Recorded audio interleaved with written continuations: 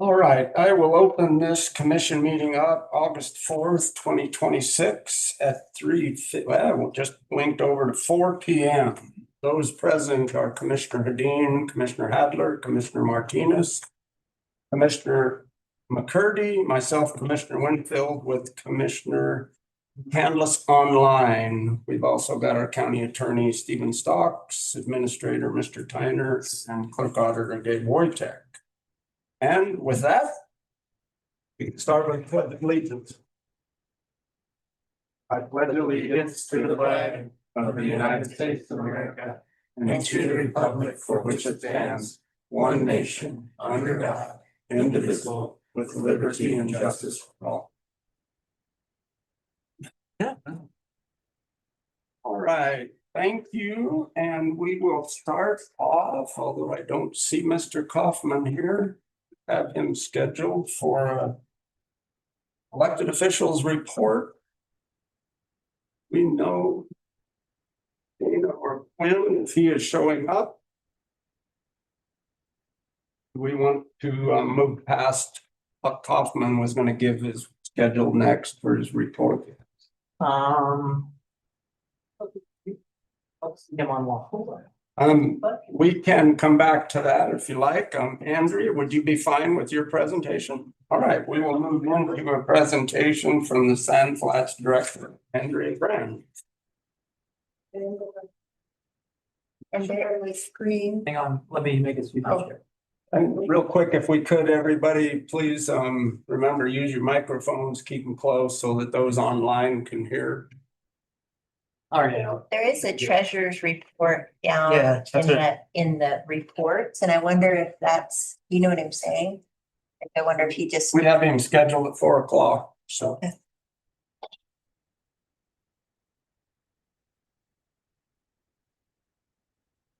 Doing something wrong? Yes, you are. I think I'm sharing it. No. I need to get it again. You should be good to share.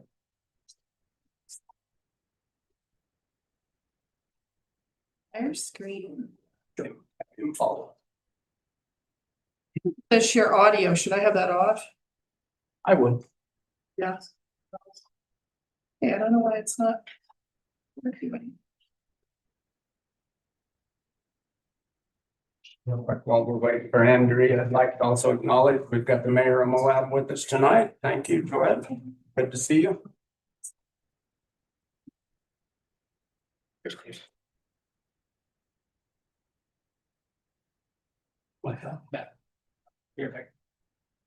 Well, we're on computer technological issues. Should just come on up while they're figuring it out. Showed up. Yeah, I see him. Oh, yeah. I just don't want to interrupt these guys.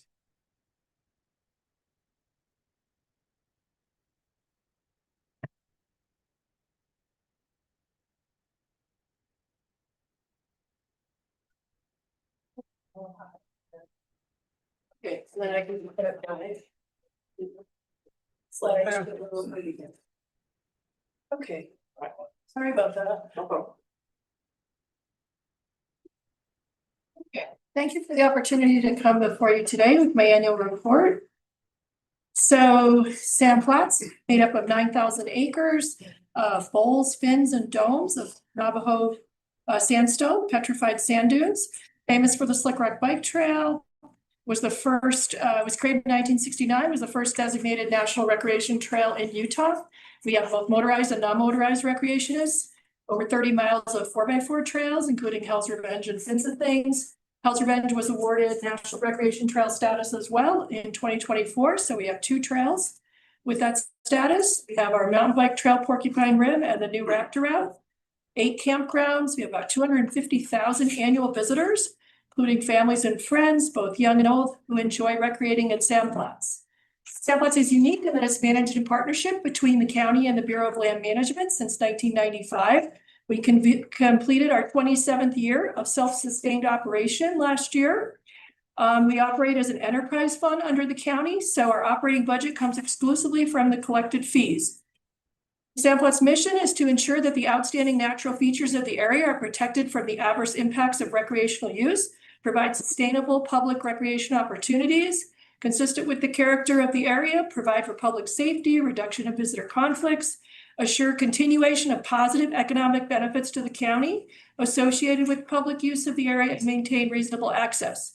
Both the BLM and Grand County aspire to utilize their combined resources and authorities to cooperatively improve conditions within the area so as to better serve the public and establish a mechanism where users fund the management, protection, and service.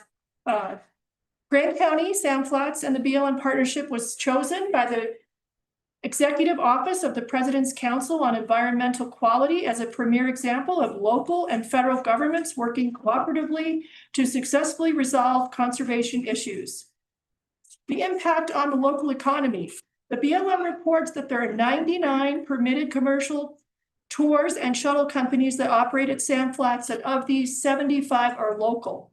There are 13 annual BLM permitted events.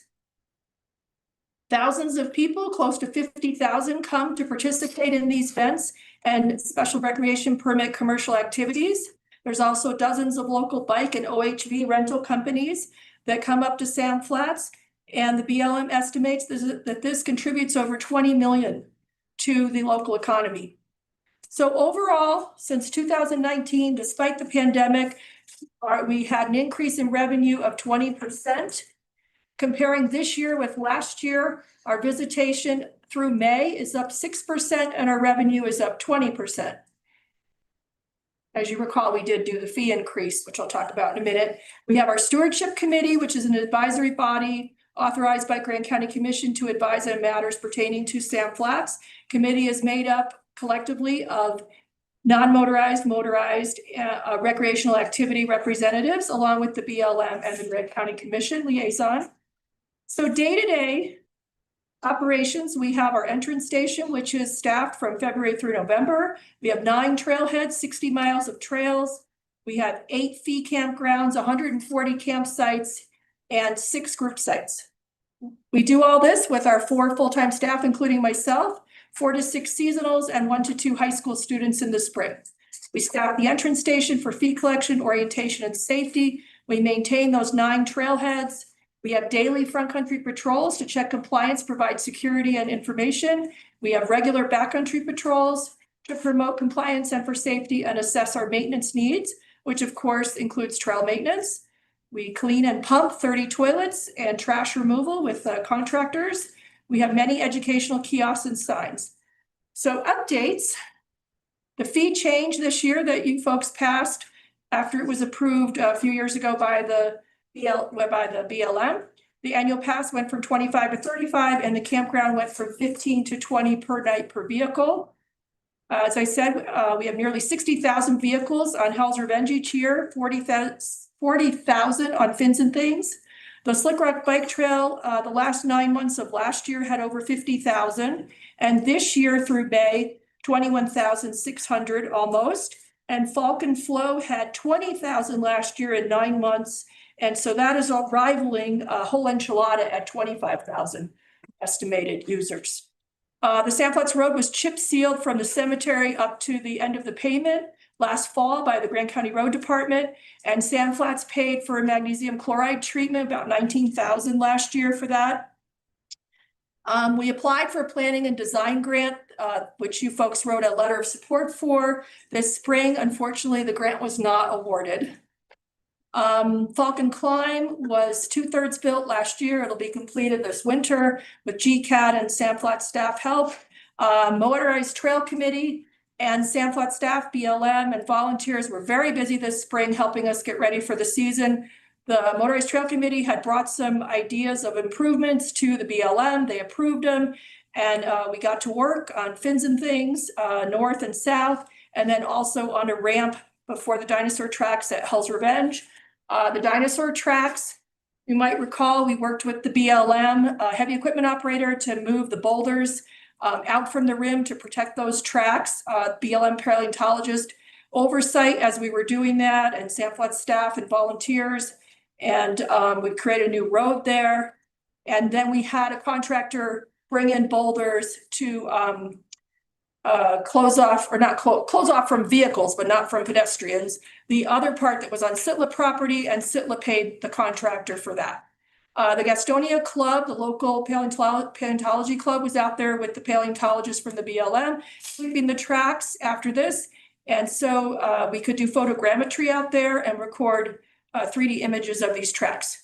Jeep Safari, there was a work day out on Fins and Things North with Stellantis and Jeep, BLM, Red Rock Four-Wheelers, and Sand Flats, putting in some fencing and blocking off illegal routes. There was also a media event with over 100 participants with Stellantis and Jeep in Fox Campground. And these are some of the vehicles that they brought to that media event. That was during Jeep Safari. And then also this spring, we had the Spring Spruce Up with GCAT on Hawks Glide. We also had a combined training with GCAT Search and Rescue and the State Trail Crew on Fins and Things. And work was completed on the Porcupine 4x4 trail with contractor and Sand Flats staff before the summer. Each year we contribute 10 to 15,000 to Search and Rescue. We have our high school apprenticeship program and other things for the community, as we have our volunteer days where folks can come up for 4 hours and earn an annual pass by helping us. We also have our educational outreach, brochures, websites, Facebook, YouTube. We've done a lot with films over the years. One of the ones that has seen the most views has been our film that we created that the state of Utah uses in the OHV test that everyone has to take before they ride their OHV on public lands, whether they're coming in from out of state, they're registering their vehicles in state, or they're renting. And over 400,000 people have viewed those to date. We also did other films that are on local channel 6, which are reaching 5,800 accommodations in Grand, San Juan, and Emery counties. We pay for that every year. We completed a Dark Sky Parks film last year, and we completed our Moab's Old Growth Forest film this spring. These are available upon request at the Moab Information Center, along with some others. I convinced CNHA to have those there for people to see for further outreach on the big screen. We also have our Flora of the Greater Moab Landscape book, which is available with CNHA, Back and Beyond, and the state parks. And we continue to do our star parties and scorpion walks up at Sand Flats in partnership with Utah State Parks. We also partnered, we're part of the Utah Office of Tourism's Always Adventure Safe Day with a booth this spring at the Slick Rock Bike Trail. And for summer, fall projects, we'll continue with our maintenance in our campgrounds and trails. And we're improving our record keeping systems and our sign inventory system along the lines of what the road department has. We also completed another film in June about the creatures of the Moab sand dunes. CNHA partnered with us this year and paid for half of that. We worked with BLM biologists that's featured in the film. These are some of the critters that live in the sand dune environment. And then we did night filming with retired USGS scientist Tim Graham, and we staged a scorpion walk. And these are just some great images of scorpion catching some ant lions under the UV light that'll be in the film. We also just recently finished crack sealing, seal coating and striping Hell's Revenge and Slick Rock with a contractor in the last 2 weeks. And we're also working on historic site mitigation with the BLM. This is a sign they put together about the sheep herder heritage. And that will go up soon before the fall. So Sandflats continues with successful partnerships, self-sustaining operations, visitation continues to increase, and improvements are made with fee monies, grants, and through the BLM partnership. And these are just some resources linking to some of our films and other things. Thank you, Andrea. That's great. Yes, Commissioner Hedin. That was excellent. Okay, quick too. Well, I I knew I appreciate had that. 10 minutes. You did a great job. Excellent. You didn't get that grant. Did they provide you any feedback as to Not yet, but Okay. they will do a briefing in August. Genevieve has requested, so hopefully this month. Thank you. And I didn't catch it, but you said your income was up and some of that's attributed to the raised prices. But is it also, as you say here, that the visitation is up as well? 6% per Six. day, I missed but 20% revenue because of, mostly that camping fee change from 15 to 20. Which puts us right in line with other fees, BLM charges. it. Commissioner Adler? Yeah, we're in the past couple of years, I think we've applied for a grant. We've discussed paving the Sandflats Road further up. I was wondering if that, I know we didn't receive those grants, but is that still an option? Are you still looking into doing those or? This time it was even expanded further. The planning and design grant, we went from the cemetery, from the intersection there, Mill Creek and Sandflats, up to Porcupine Stock Tanks there. Yeah. So that whole section, we were saying we wanted to look at that and do engineering and planning, but we unfortunately did not get it. Because we didn't get that grant, so. And then wasn't it brick grants that you talked about previously that would potentially The name, this time it was build and last time it was raise, but it's. Or the just a raise, that was name it, ch- yeah. a name change is my understanding. so The same grant. Commissioner McCurdy? Like Trish said, I would like updates on that grant process when you get them also. Sure. I know we've been sitting here talking about it for years. I'd like to see what we can do to help, so. Okay, yeah, this time, you folks wrote a letter of support. And this time, with the planning and zoning office and myself and the road department, we decided to just go for a, like under $2 million grant for planning and design and engineering of that whole stretch. And not a construction grant, but still didn't get it. Yeah, just when you hear updates, I'd love to hear them too. Okay, sure. Very good. Anybody else? All right. Thank you. Nice. Thank you, Andrea. I'd also like to welcome Mary McGann to the commission meeting, and then we will proceed with Mr. Kaufman, if you would like to give us your elected report. Thank you. Good afternoon, Chris Kaufman, Grand County Treasurer. I'm here to give my annual report on property tax collections and investments for last year for 2025. I think most of you have heard at least a few of these reports from me, so I'll try to keep it pretty brief. Starting off with property tax collections last year. Last year continued to be a bit of a disappointment on property tax collections. For the last 3 years, ever since the commercial reassessment that happened, we've had several pretty large commercial parcels that have gone delinquent and have depressed our collection rate. We did see a slight increase in the collection rate versus the prior year. And the good news is that even though these collection rates are a little bit lower than they have been, they're still historically pretty high. The 5-year average of the collection rate is what this tax commission uses when they calculate the property tax rates. And it's an important statistic that they factor in. And the higher our collection rate, then the lower the tax rates have to be. And because our tax rates, our collection rates have been increasing over the last several years, since 2014, we have saved taxpayers about $5.8 million in taxes that otherwise would have had to have been charged because the collection rates have been going up. So that's still overall a good news story. And then the other silver lining is that we have seen some of those delinquent properties starting to catch up this year. So I'm really hoping that they will be able to focus on their current year taxes this year and that our rates will go up a little bit.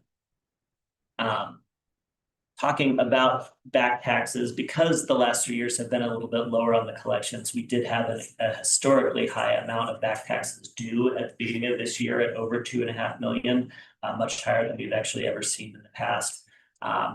But the good news there again is that we've seen some pretty strong collections this year, and a lot of those folks are going to get caught up. We're going to have a very high back tax collection amount in 2026. And again, hopefully that will contribute to better collection rates for this year. In my office, we've continued to see a strong growth in electronic payments, not only in the total amount that we're bringing in that way, but also the number of individual payments. This is an important thing that I keep track of because it makes such a big difference to the workload in my office. Every time someone pays online, that's a payment that we don't have to manually process. And so that's really helping our office to keep the current staff level, but and keep up with increasing workload. We've also had an increase in folks that are signing up for auto bill pay, where they have their taxes automatically paid from their account on an annual or monthly basis. And we've also seen increases in folks that are signing up for emailed or electronic tax notices. So all those are positive trends that I think are not only helpful for the county, but also helpful for those folks who find it more convenient to pay online and get their notices through email. Before I move on, any questions on collections, property taxes? So I'll move on to the investments. In your packet, there's a graph of the interest rates through the Public Treasurer's Investment Fund, or the PTIF.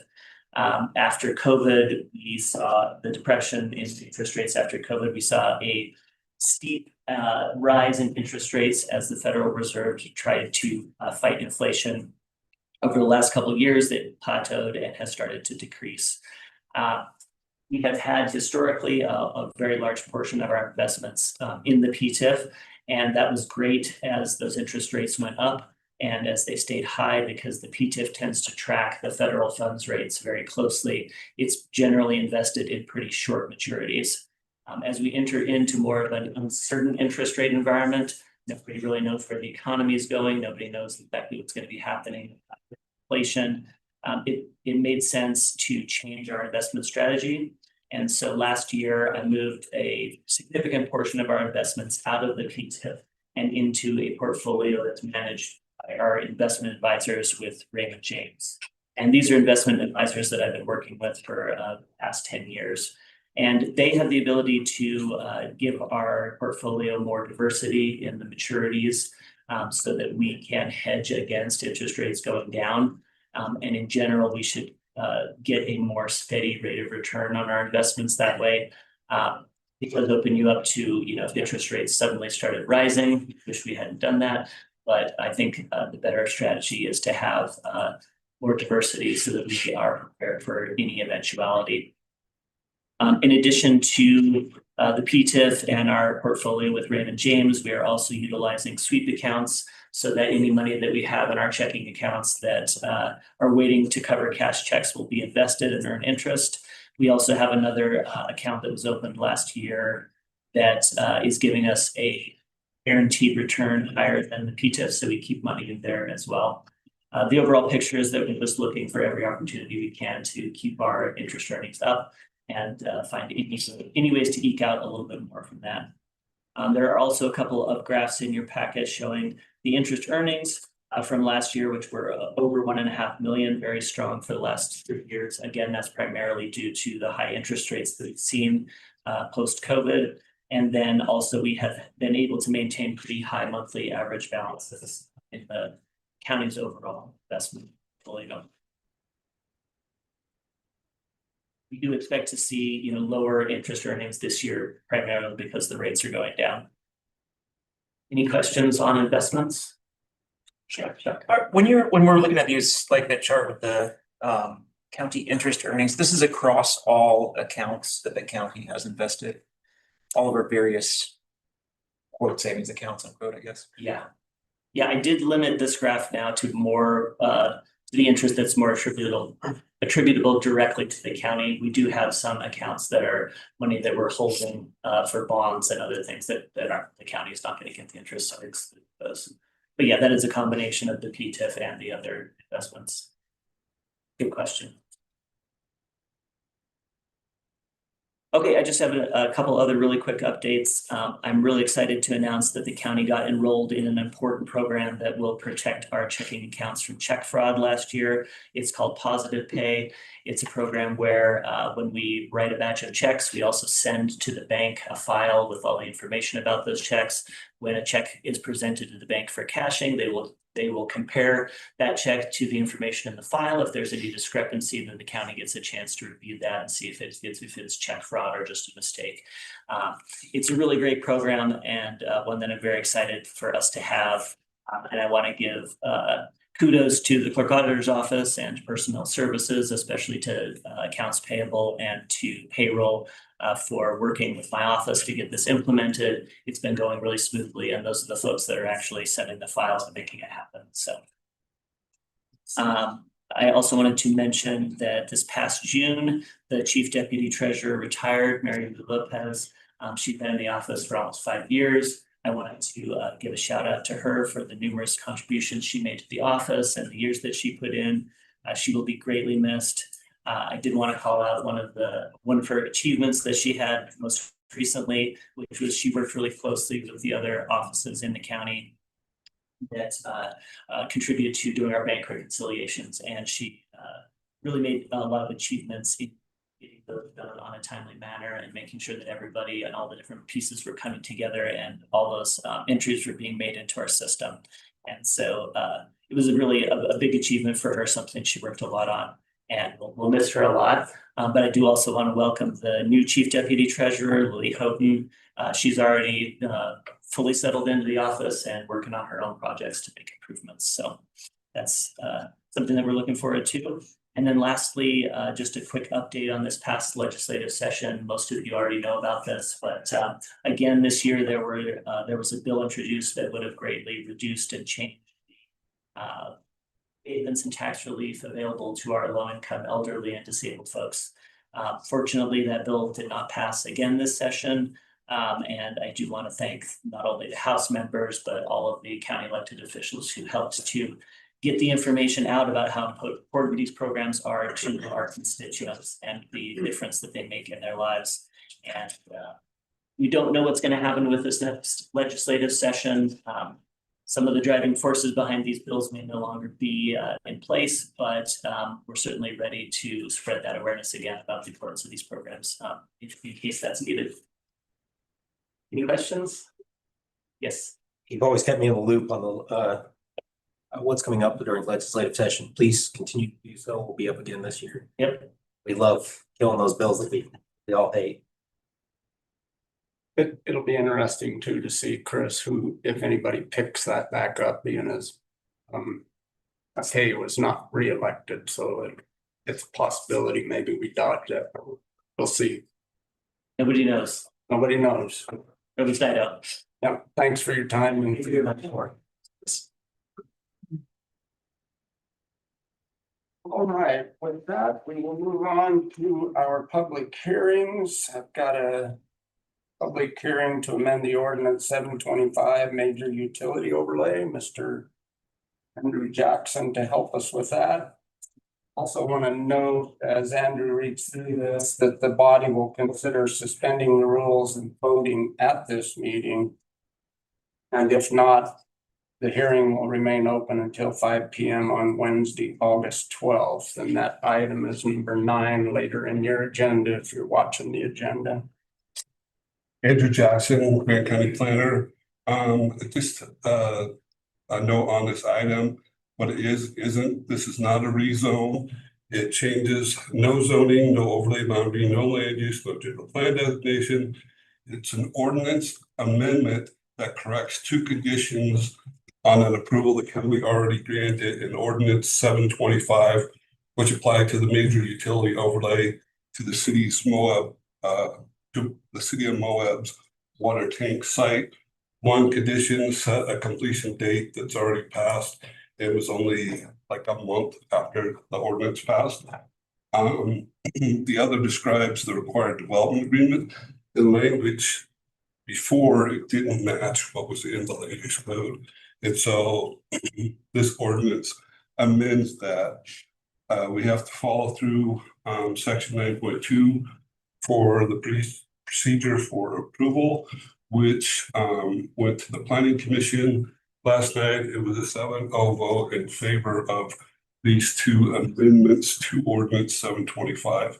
Again, it's not a repeal or replace, it's amendment to one of the requirements, condition number 3, set the completion date is December 31st, 2025. Obviously, that's passed, and it was only, again, a month after the ordinance was adopted. I've got in the draft of a completion date of December 31st, 2027, and I think in one of the zoning reports I had Christmas Day. I don't know, that must have just been on my mind, but after discussions after planning commission last night with Moab City staff, I think it's not unreasonable. I think it'd be prudent to extend the completion date to December 31st of 2030. 2027 is not out as far as it used to be. And there's a lot of work that has to be done and getting everything drawn up and getting the funding for it, et cetera.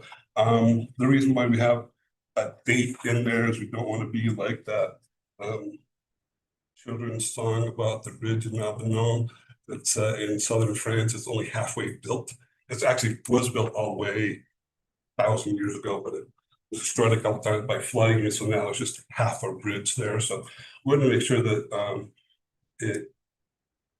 we trust that the city will complete it, but we just want to make sure that that actually happens. And then also, when we get to it later on, I request that the commission approve Commissioner Chair McCandless to be able to sign the development agreement with Moab City. So I'm happy to take any questions or hear any public comment. Questions? Anybody?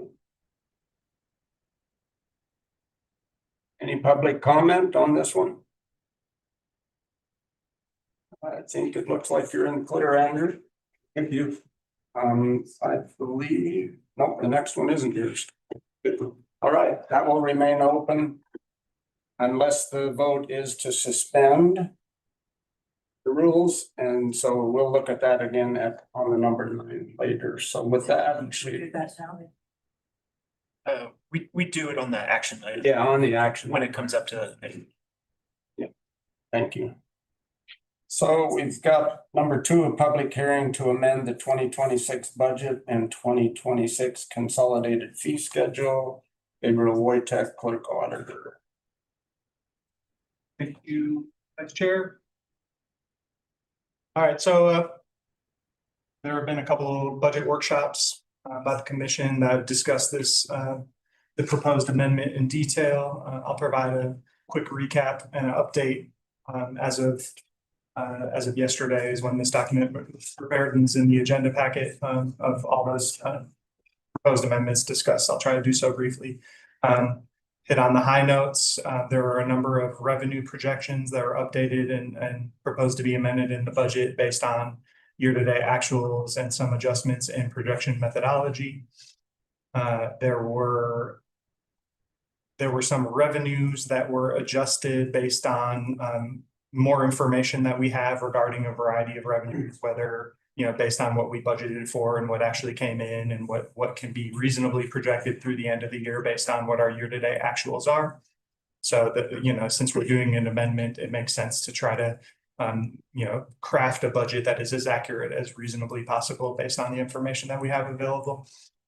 There was an adjustment in salary and benefits based on actual and expected staffing levels. And I'm starting right now, basically focusing on the general fund, because when we talk about the budget, we're focusing on the general fund, which is where we house a lot of the unrestricted funds for the county and where all of the great majority of the operations of the county are conducted budgetarily. So there were salary and benefit, there was an increase in 269,000 in salary and benefits to be expected to be spent out by the end of 2026. As well as a slight net increase in operational expenses. And again, that has to do with just looking at actuals and seeing, okay, if we know we're already over budget on a given line, and we're doing an amendment, we're going to go ahead and amend that line up so we can cover it. And then in a variety of the other funds, mostly have to do with those salary and benefit updates, as well as the funds that house the budget for different restricted funds, which is why we kind of use governmental funds outside of the general funds to sort of pass through specific revenues that are sourced towards specific types of activities. And so as you can see, there are certain revenues associated with the roads department, with the restaurant tax, with TRT, and that we all there was discussion and agreement based on an updated projection methodology based on the information that we have today. Really what triggered this amendment process was an allocation of $500,000 to be made towards the Arches shuttle pilot.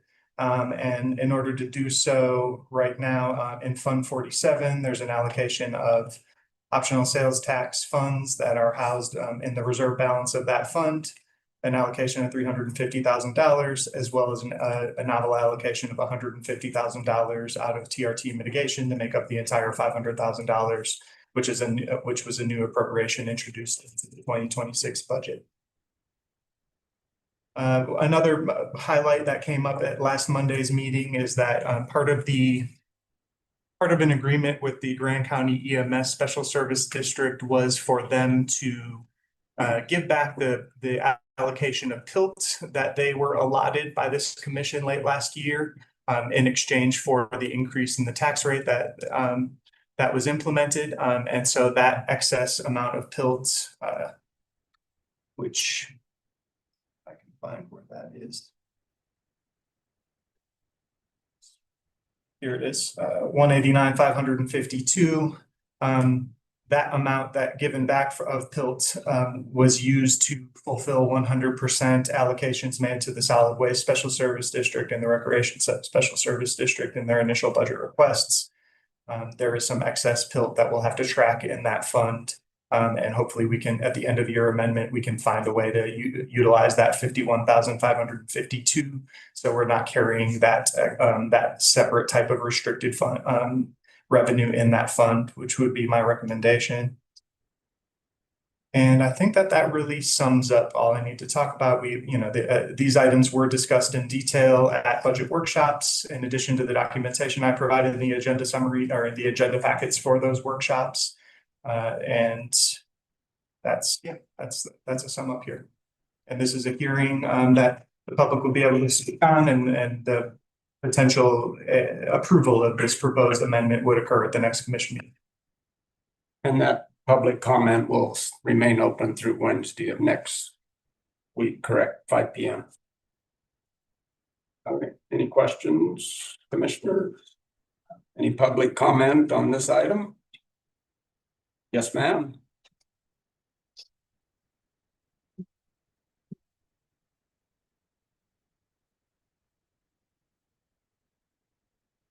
I'm Mary O'Brien with Castle Valley. As you vote on what proportion of the shuttle experiment will be funded by tourists via the transit room tax, and what proportion will be paid by county residents as a sales tax on their purchases via Fund 47, it's good to look back at the creation of Fund 47. In 2015, the Grand County official voter information pamphlet about Proposition 1, the sales tax that became Fund 47, said that the question was on the ballot was, shall Grand County be authorized to impose 0.25% sales and use tax for the specific purposes of transportation improvements such as roads, trails, sidewalks, maintenance, and traffic and pedestrian safety features? The official voter pamphlet always publishes an argument for and against a proposition on the ballot to help voters to decide how they want to vote. In 2015, the Grand County Council wrote the argument for voting yes for the Fund 47 tax. The county council told voters, quote, Proposition 1 is dedicated exclusively to our local transportation needs, and a vote for will provide an additional source of funding. I'm not claiming it is illegal to use Fund 47 funds for a shuttle van experiment into Arches, but I think the voters were led to believe that if they taxed themselves for Fund 47, it would be used for maintenance of their roads and active transportation trails, and not for overturning Arches National Park decisions about transportation in that national park. In 2025, the Grand County Commission certainly didn't survey Grand County residents about the shuttle system, let alone whether they would like this tax on their purchases to be used to send vans into Arches National Park, and whether they would like their county commissioners and staff time to be spent on managing transportation in a national park, including monthly meetings. For this van experiment, the National Park Service is supposed to be committing $1.5 million. Currently, Arches National Park is short $9.4 million for their maintenance and repair backlog for roads, water treatment, and septic systems. The National Park Service shed 24% of its permanent workforce since January 25, and more will be cut in 27. Facility operations and maintenance is budgeted for a reduction of 39% in 2027 from 2026. And meanwhile, 10 billion permanent funding is being budgeted for the National Park Service for the Presidential Capital Stewardship Program, that is beautification projects in DC. Since January 2025, the budget priorities from the Grand County Commission all the way to DC have been inexcusably short on asking for or paying attention to what their constituents want. Thank you. Thank you. Do we have anyone else to make comment? Yes, sir. I have a comment. This is Tori Hill. Tori, let's wait. I've got one gentleman coming up to the microphone and I will Okay. call you next. Thank you. My name is Pete Gross. When I know my good friend Lynn Jackson is here, when people across the political spectrum, such as us, when people with backgrounds in business, finance, economics, public lands management, when the overwhelming sentiment and comments from your constituents all tell you that the Arches shuttle plan is a misguided waste of our taxpayer money, regardless of the shell game of how you plan to come up with the revenue. Don't you think it's time to acknowledge the folly? And I haven't heard any discussion of the liability exposure that leads us to. On a personal note, I have no problem with public transportation. In fact, I didn't even own a motor vehicle of any sort, including a car, until I was 35. I love alternate forms of transportation. I've carpooled, I've ridden municipal buses, I've ridden commuter trains, Bay Area Rapid Transit, known as BART, Amtrak. I've even hopped freights and I've hitchhiked. And speaking of hitchhiking, that might actually be a more effective way for people to get to Arches rather than a shuttle. Probably be more efficient. Anyway, that's sort of on a hopefully humorous note. Okay, thank you for your time. Thank you. Have anyone else on this public comment regarding the budget? Sure. Well, let's see. Actually, I'm going to go online to Tori. She was trying to speak up earlier. Oh, yes, thank you. My name is Tori Hill, and I'd like to speak once again on this shuttle and the $500,000 proposed expense for the county.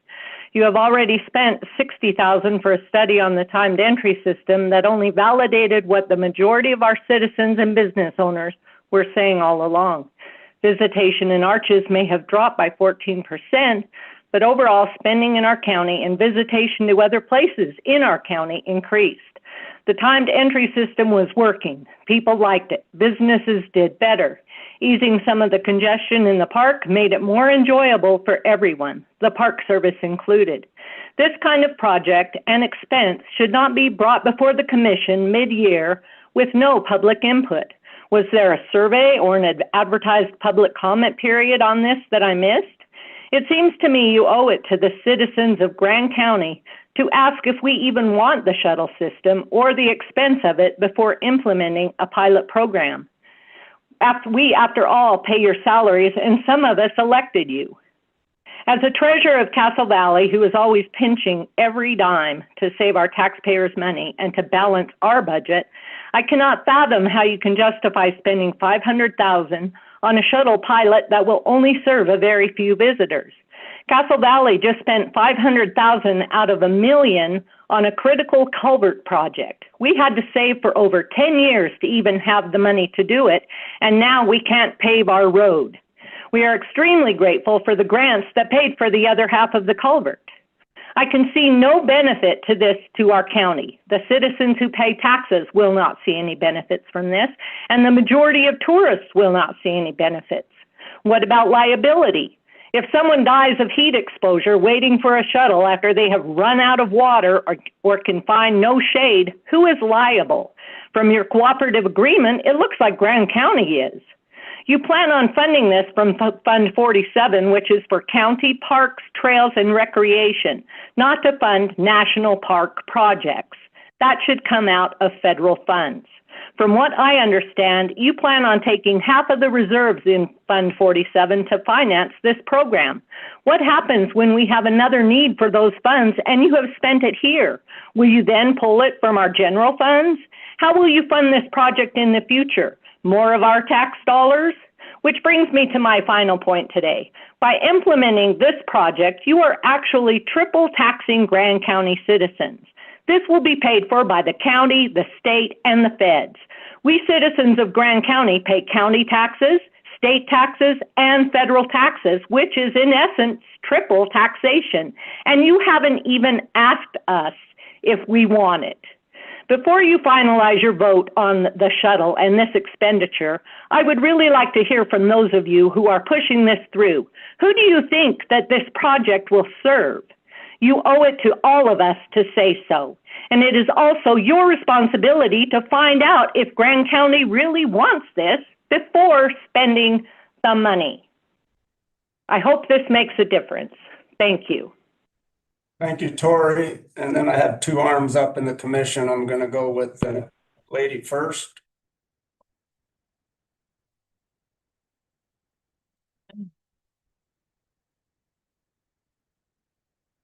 Sure.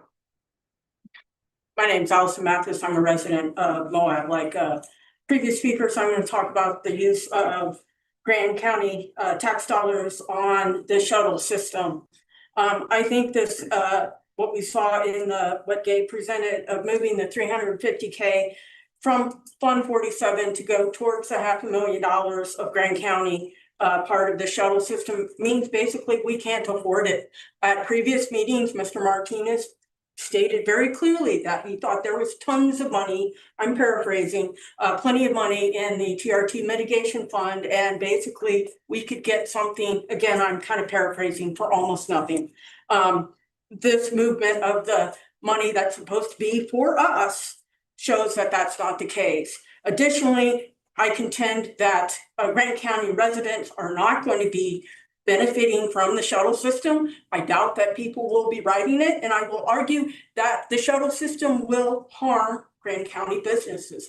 I believe that people who are riding the shuttle system will be parking downtown so they can catch the shuttle from town for up to 10 hours a day. If people are on the shuttle system for 10 hours a day, they are not going into local businesses for lunch, for dinner, for buying their t-shirts and whatever else, booking a tour. They are taking up limited parking, and we all know there's not enough parking downtown to go into Arches where they're not spending a dime to benefit Grand County businesses while they are there. Next topic, the last speaker mentioned the liability. I'm going to read from, I think it was attachment B, it was section G15 for sure. Insurance. The first sentence reads, the partner and by the way, partner means Grand County, must obtain and maintain during the term of this agreement at full cost and expense the types and amounts of insurance coverage necessary to fulfill the obligations of this agreement and as described herein. In other words, the cost of the insurance for this system, which has got to be significant, is in addition to the $500,000 that we have to put forward. Where's that going to come from? Has that been accounted for in our budget? I don't think so. And also, the county manages the contract. The partner is responsible for a whole ton of things. If you go through the contract and you look at the attachments, and it's the partner will do this, the partner will do that, the partner will do X, Y, Z, blah, blah, blah. It's page after page after page. It is line after line after line of things that the county is responsible for doing. Yes, many of those things will be the responsibility of the contractor to do, but someone's got to make sure that they do it. You can't just say, oh, contractor, you're going to make sure all your employees are drug tested, your drivers? No, you got to confirm that. You're going to make sure, the county's got to make sure that all of them have their CDLs and everything else. Grand Canyon National Parks, which manages their shuttle system on a contractor, has a full-time employee with a job title, Transit System Program Manager. I somehow, full-time employee, more complex system, but a full-time employee. I somehow highly suspect that Mr. Tyner or any other county resident has tons of free time to take on this level of additional responsibility. Thank you. Thank you. Yes, gentleman in the back.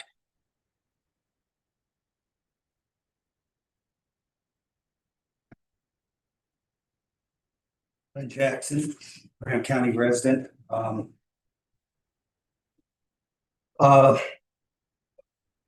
think there may not be as much, well, let me speak just for myself. I'm not necessarily opposed to a shuttle system. But what I would have expected out of our county is a holistic shuttle system, something that connects the south end of the valley to the north end of I-70, Dead Horse Point, Arches, downtown motels, and the whole thing. I think if we had taken some time to actually do a study to build, as I think Pete, my new friend, says, a good public transportation system, you would have had support. What you've done here, though, falls under the guise of poor fiscal management. Straight up.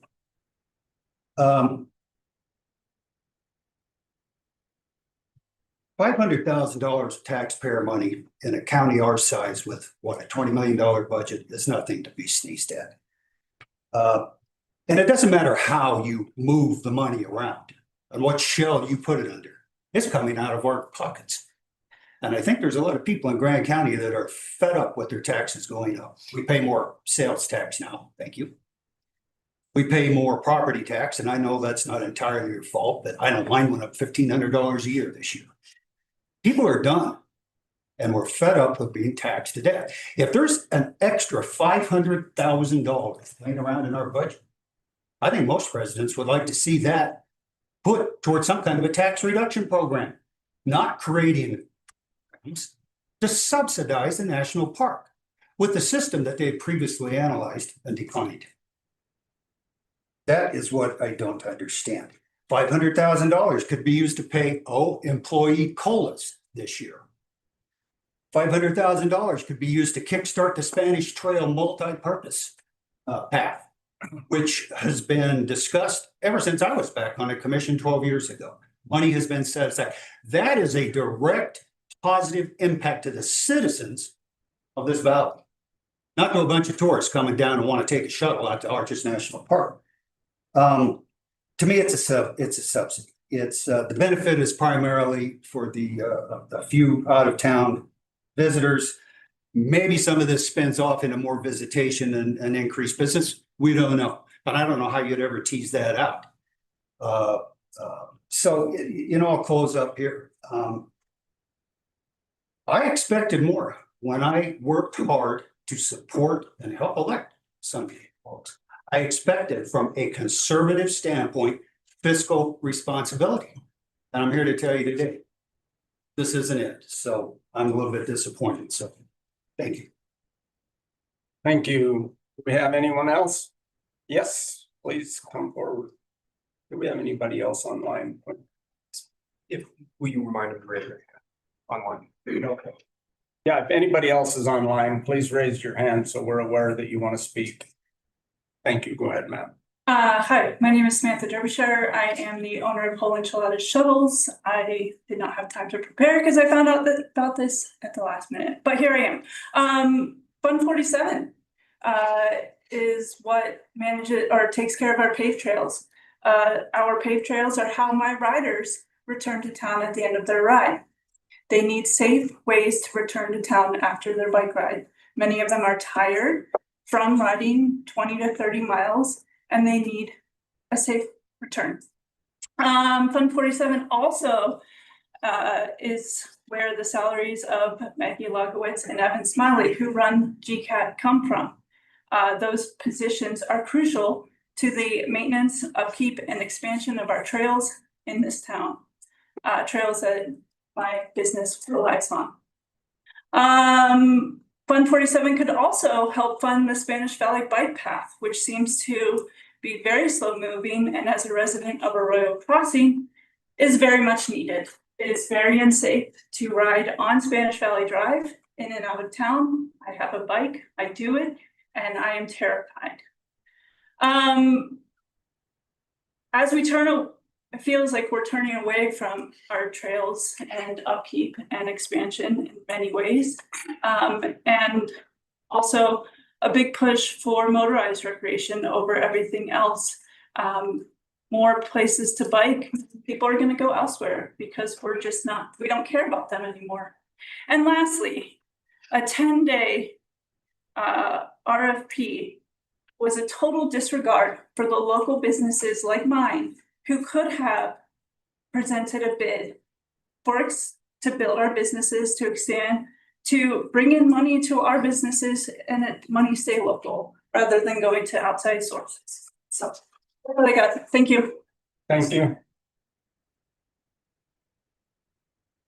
Anyone else? Yes. Yes, please.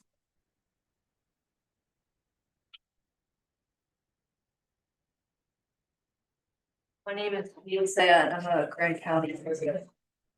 I agree with everything everyone said today, so thank you. I knew this was brief. Dear commissioners, I appreciate that you're excited about the Arches Shuttle project. I imagine it might seem unappealing to pause this project since it's such a great green idea that will allow people to carpool, saving gas, reduction of pollution, among other benefits.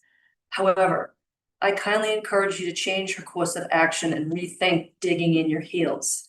Let's pursue the right time and process for such a huge community investment. This could include, say, running a feasibility study or putting out a public survey. Frustration with your approach appears to be a glaringly nonpartisan issue, which is unusual for our community these days. And I am sure you have read and heard the outreach on both sides of the aisle.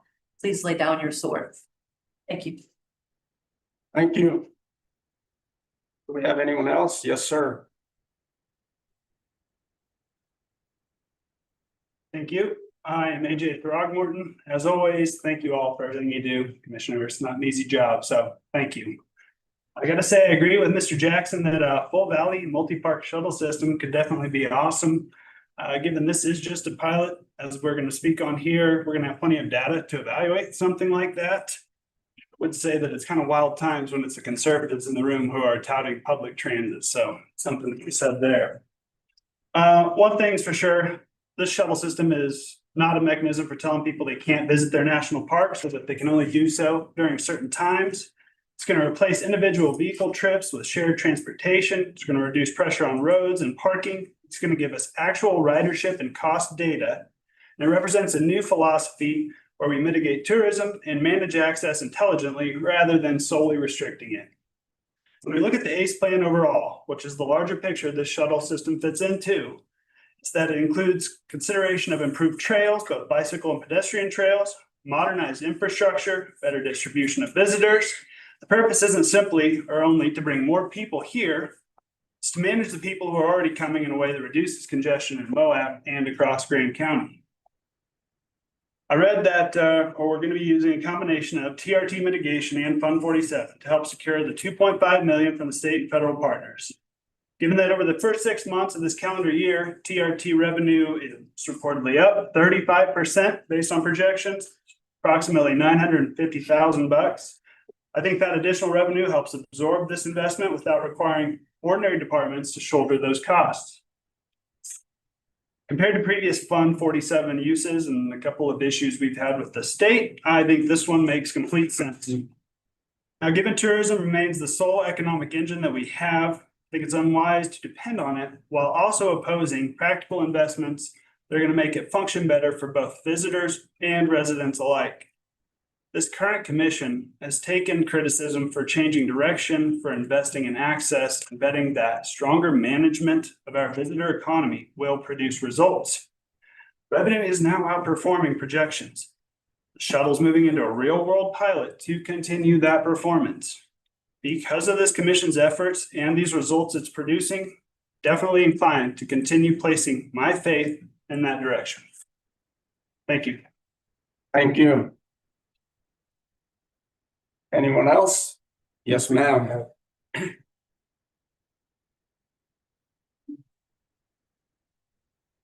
Got through to one. I'm here to oppose the proposed reallocation of unrestricted. So please. Oh, I'm so sorry. I'm Jennifer Evers. Do I have to say I'm a resident here? I live in Moab. I've lived here for a long time. I'm here to oppose the proposed reallocation of Fund 47 resources to support the Arches shuttle, at least until the public receives clear answers about the long-term consequences of that decision. As a member of the public, I still do not understand what we are giving up in order to fund this project. This proposal is not creating new money, it's reallocating existing. That means we're giving up something in order to fund something else. What concerns me is that the public still does not have a clear understanding of what those trade-offs are, what their consequences may be, or what this decision means for future investments. Fund 47 has helped create and maintain the pathway system that residents and visitors use every day. If resources are being redirected from that fund, how will those pathways continue to be maintained? And what transportation priorities will receive fewer resources as a result? This concern extends beyond this year's budget. If Fund 47 is being asked to support the shuttle this year, what is the funding plan for next year and the year after that? If the shuttle is successful and expected to continue, are we looking at a one-time reallocation or the beginning of an ongoing commitment? The public deserves to understand not only today's trade-offs, but tomorrow's as well. Just because Fund 47 can be used for this purpose does not answer the more important question, should it be? Communities thrive when they maintain and strengthen what is already working. Before resources are redirected from infrastructure residents and visitors use every day, the public deserves a clear and specific explanation of what will no longer be funded, maintained, or completed as a result. Until those questions are answered, I urge you not to approve this proposal. Thank you.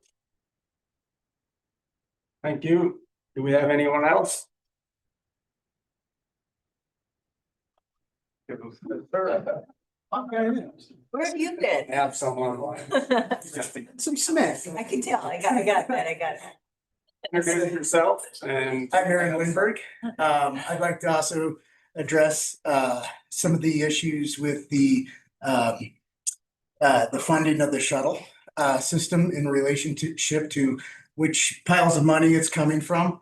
It seems like to me, I've talked to several of you on this, and the story isn't straight about what the impact, like what the actual discussion is, like, oh, it's these trails or the bike path or this pot of money. I get you guys will disagree on this. I just want you guys, when you deliberate, to actually agree on what you're disagreeing on, so I can kind of feel like that to me is like a trust in government. Like, oh, hey, the story is right? Like they're talking about the same story on that.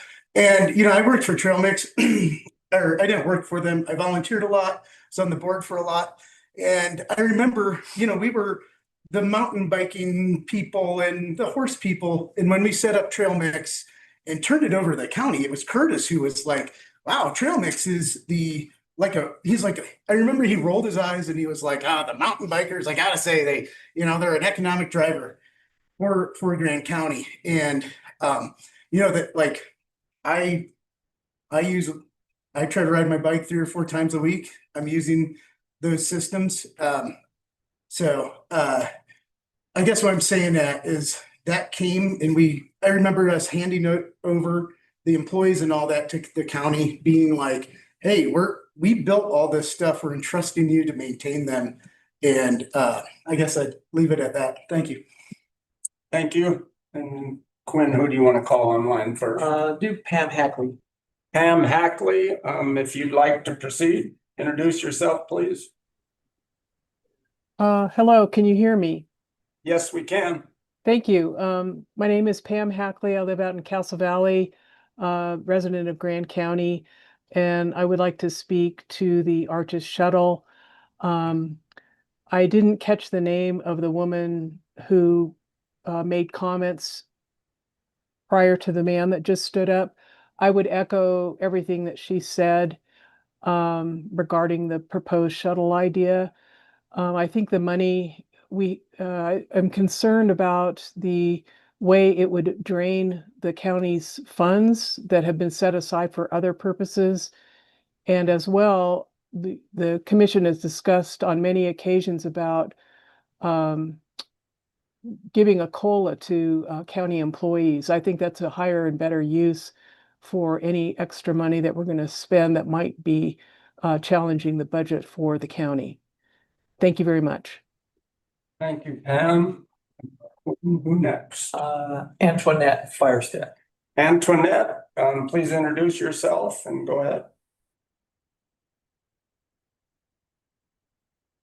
She's still. You're muted. Nope, can't hear you yet. Unmute. Okay. There you go. Good evening. My name is Antoinette Firestack. I live in Grand County. I first wanted to say I appreciate everyone's hard work and time that you put into our community. Secondly, I wanted to share my support for the Arches Shuttle because I believe it will reduce parking congestion at the stops and the trailheads, which I believe is the biggest pro for funding this. Also, it will reduce emissions from cars, which I can't imagine anybody would be against that as well. But biggest, it will increase our visitors. I think their experience will be more positive if they're not sitting in traffic, and they can be taken to the different sites, and then thus it will increase tourist revenue from that regard. From what I'm hearing, it seems like the biggest concern seems to be the funding, and I think that just comes from misunderstanding or not having enough information. So I would just encourage that more information is shared, just so people can understand what it will be, what kind of impact it will be to our community. Thank you. Thank you. Rory Paxman. Okay, Mr. Paxman. Hello, commissioners. Thank you for your service. Appreciate you guys. It's hard work. I am in agreement with a bunch of people. Can you hear me? Please introduce yourself, sir. It's Rory Paxman. Thank you. Local citizen. Thank you guys for your hard work and service. I appreciate you guys. I know how hard it is to be up there and dealing with this kind of stuff.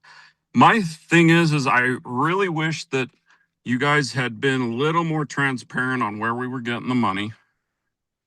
Also, I would have really liked to have seen you guys try a shuttle program with another company in town to see if this was even going to work before we started throwing money at this transportation thing that's going on. I don't understand how we could get to this point without having some studies or having some understanding of what's going to happen. It'd be really nice if the national park, you would work with them and maybe got a pass-through lane so that us companies that run river businesses here in town that have big buses that we could shuttle people in there could get in there a little easier with our CUAs. So I like the program, but I'm against how it's going through. Thank you. And who next? I think that's it. Okay, do we have anyone else online that's trying to speak? All right, in the audience, yes, sir.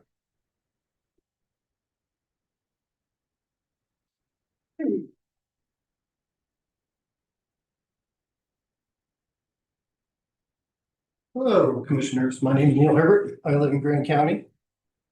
And I would also like to share some thoughts on this reallocation of funds to the Arches Shuttle. As you know, I'm working to sit in one of these chairs at some point next year. And as part of that effort, I've talked to hundreds of Grand County residents. And the vast majority of them oppose this project. I would say that the breakdown is not dissimilar from what you've heard tonight, like maybe 5% that I've talked to are for it, the rest are pretty much against it. And I oppose it as well.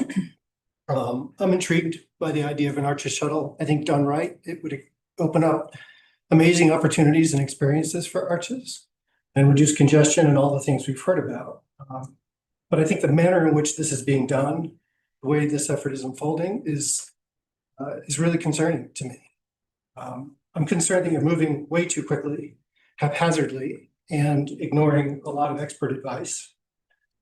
I'm concerned that you're taking money away from more important county projects. I'm concerned that locals are not going to get enough bang for their buck for the money that we're contributing. I'm concerned that you're subsidizing the federal government. I've asked this before, is what other county spends this kind of money inside of a national park? And by that, I mean moving people around inside the park, not just getting them to the door. But mostly, I'm concerned that you're ignoring the will of the voters. Earlier tonight, Mary O'Brien read the content from that Proposition 1 from 2015, where Fund 47 was born. And there's no mention National Park shuttles in that language. And I don't think that's what voters had in mind when they passed it. I realize some of you have spent a great deal of time and effort on this project, and I applaud your dedication.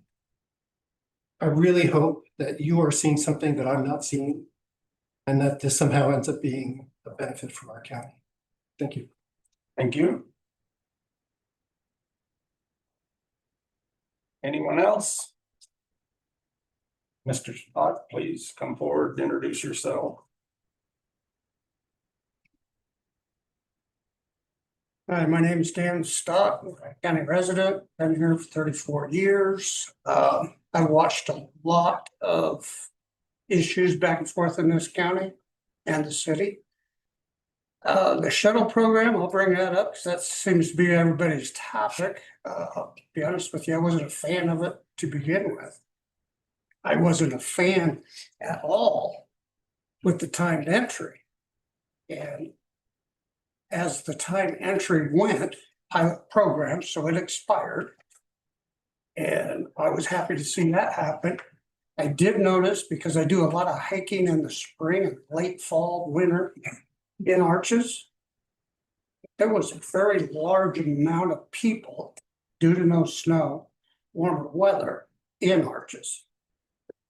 And just talking to them, most of their comments of the people that I met there was timed entry. They wanted to get there, beat it before it happened. And of course, I informed them it was expiring. The shuttle program, to me, when I first thought about it, or when I first started reading and studying, I was like, okay, here we go, another nonprofit. I have a thing about nonprofits. I ran a nonprofit. I've been involved in nonprofits. All the nonprofits that I see today are nonprofits for profit businesses. If any one of those nonprofits own property, there's no property tax coming off that. Anyway, kind of getting off my of the shuttle.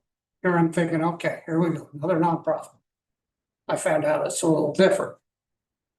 It's not called a pilot program, but it's a one-time deal. Got my fingers crossed for it. The Fund 47, I didn't look into it enough, but I do recall that we got in trouble using that money not too long ago. if I'm correct. I think we ended up, the state came down on us. Anyway, and I trust that our county attorney has advised you guys that we can use this funds for the shuttle. I thank you guys for all the work you've done, everything. I haven't done all my studies on this yet, but I'm seeing the possibility of this working. Hopefully the federal government, national parks will take it over and fund it themselves. If this is just a one-time deal, I'm in. That's what I think it is. Once again, I'd like to thank you all for all your hard work, everything you've done, and thank you. Thank you, sir. Anyone else? Sure, Dwight. Please introduce yourself. Dwight Johnston. I was born and raised in Moab. My grandfather's settled Castle Valley. He owned what's the Castle Valley Ranch now was my great grandfather's ranch. Him and his brother. So I've been here forever. The talking to businesses, the timed entry was really hurting them. And it really hurt the tourists. Be from Europe and come over here for a vacation and show up and find out you can't go in Arches. It was real frustrating. So I'm really happy we got rid of that, and we're trying to come up with something to replace it. And I think this is a great thing to try. I think it'll work. I think it'll help our businesses, and I think it'll help the park. It'll help traffic congestion. I think there's a lot of pluses for giving this a try, and you're not signing up for 10 years. It's a pilot program. Let's give it a try and see if it works. I think it will.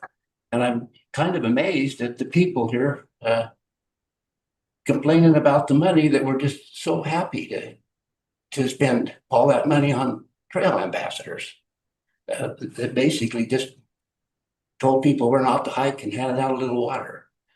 So this program is a great way to spend the money. I think it's a pilot program, and I appreciate all of you, and I hope you pass it. So.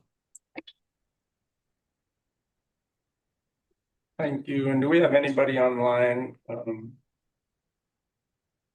Got Kevin Clyde online, but I believe he's here for regular citizens to be heard, not a public hearing. Okay. All right, if there's no one else, we will move into our regular citizens to be heard, which normally starts somewhere around 5 o'clock. It's 5:15. Do we have anyone for regular citizens to be heard speaking on a different topic?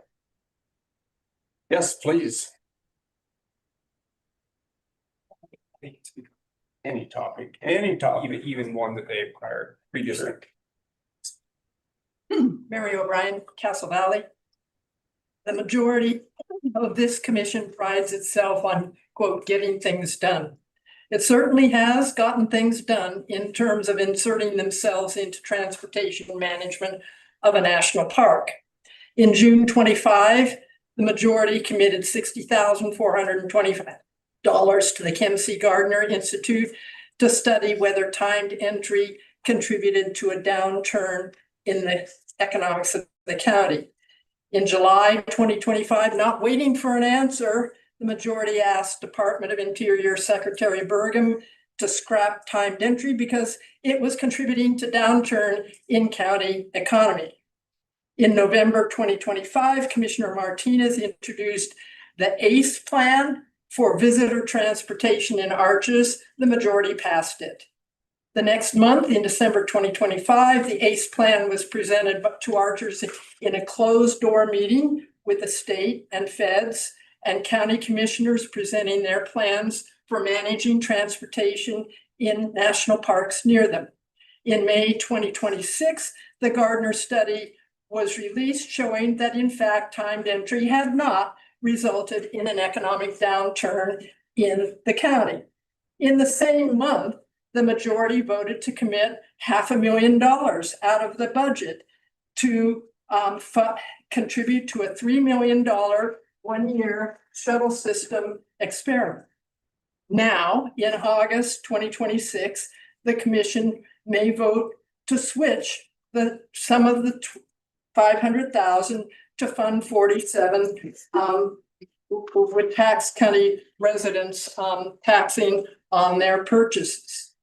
At no time in this past year has there been any public survey about its support for timed entry, funding a study on timed entry, sending a transportation plan to Arches, or contributing $500,000 to a $3 million one-year study to send tourist vans into Arches National Park, which did not want the shuttle system.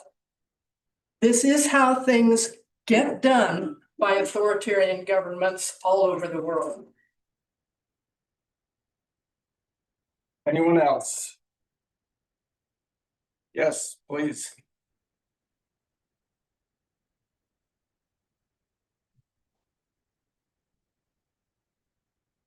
I'm still short. Allison Mathis, resident of Moab, and I've been in and out of Moab for 2/3 of my life, so longer than a lot of the age of a lot of people in this room. My comments are going to be based on facts. I've got opinions based on facts, but it's based on facts. I want to start by talking about the agreement for this timed entry, and again, I'm going to read directly from it. It says a partner enters this agreement pursuant to the following authorities. Utah Code, blah, blah, blah. I'm not going to read you the number. It says authorizes GC to provide services, exercise powers, and perform function that are reasonably related to the safety, health, morals, and welfare of county inhabitants. I do not think that this commission has provided any actual evidence that this shuttle system will do anything related to the safety, health, morals, or welfare of county inhabitants. The evidence is not there. I've heard statements, but I've heard no evidence. I have heard no facts. And a lot of the arguments that have been made by people in this room this evening are like, oh, timed entry was harming businesses. Well, that's just anecdotes. Secondly, there is a Gardner study that said that wasn't the case. And for every antidote that anyone says that, a visitor told me they hated timed entry, they planned their trip around timed entry, I personally can find you an antidote, including ones that I heard from park visitors myself, of exactly the opposite. Okay, so again, data and facts, not antidotes and opinions. So I have not seen any evidence that this shuttle system will benefit residents, particularly not to the tune of $50 per resident, which is what $500,000 approximately is. That is hugely, hugely expensive. What else does this county spend $50 per resident on? I don't know anybody who plans to ride the shuttle. Also, from what I've seen, the number of people, visitors mostly, if not exclusively, that are going to ride the shuttle are very expensive. So a per person basis of getting people into the park is highly expensive. It will likely cost businesses money because if they're parking on Main Street, they're taking up parking. And if people can't park, they're going to be, I'm going to blow this popsicle stand and not going to spend my money in town. You know, if they can't talk. Someone mentioned people with the commercial use authorizations, the CUAs. This shuttle system is going to directly compete with businesses who can bring people into the park. How is that benefiting that language in this agreement?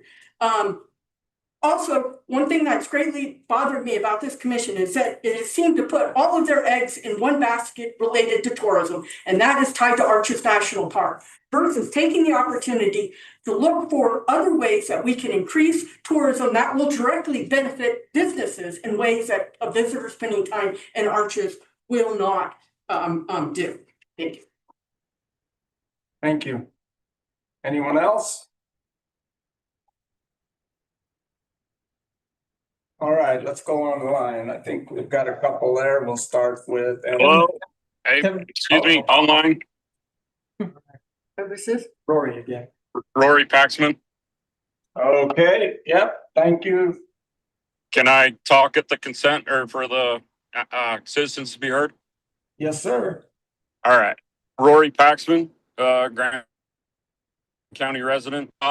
There's one thing that I want to discuss on I think it's either on the consent agenda or the action items. I'm not sure which number it is, but it's on the FBO out at the airport for a 50-year lease or a contract with them.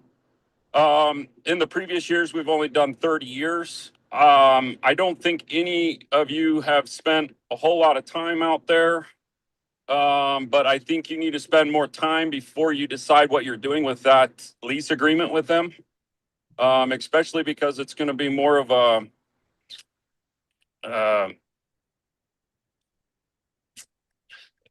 monopoly out there if you don't be careful what you're doing. I've been to all the airport boards. I have not seen the airport board to discuss this, but maybe I missed that. So anyways, I just want to bring that to everybody's attention. Thank you. Thank you. All right, we are gonna go to Miss Campbell. Hello, y'all. Two quick comments on two different agenda items. On agenda item, what is it? The Granicus for the website update. Just for context, I am a professional software and website designer. I lead a very, very large team and large budget, so I can speak with some credentials to say $8,500 for a color and font change is crazy. And I don't say this as critique, I say this as guidance. I would highly, highly recommend revisiting the details of the budget items there, because they're just listening to this to you as one unit. The way the technology has improved, the task that they are describing would take about 30 minutes, and I would assign a junior designer at like an $80 per hour public rate. So I just want to give you all a heads up. It's probably worth having someone just kind of look over the current rates that you're being charged and the nature of the tasks, because this is maybe part of a larger project where they're just kind of shifting a cost center onto this work, but they're massively overcharging you for what they're going to be doing. So I just wanted to give you a heads up to be looking into that. And also just a request, and again, not trying to sort of feed into what other people have been commenting on, but genuinely would love some clarification. It's unclear from the packet and from the budget notes if the proposal is to pay for the shuttle entirely out of Fund 47 or partially out of Fund 26 and partially out of Fund 47. And it's possible that that might be part of the crosstalk today. But for those of us who would like to submit comments into the record after this public meeting, it would be very helpful to have just some clarification about what is actually being intended, because there's, obviously some different ramifications depending on how that's doled out. This process has just been really opaque. And I hope this is something that maybe those of you who are running again, or for folks who are running, or people running in a couple of years, the fact that this has brought people together from across many different spectrums in the community, not necessarily against the project, but just trying to understand, where is the speed coming from? Where is the information coming from? What is truth at any time? What's ideas? It's been really, really frustrating to follow. And I hope that you guys can hear that, not from a place of critique or ideology or whatever, but just hear it as public officials and public representatives. So thank you all so much. Thank you. Mr. Clyde, are you on for public comment? You're still on mute, sir.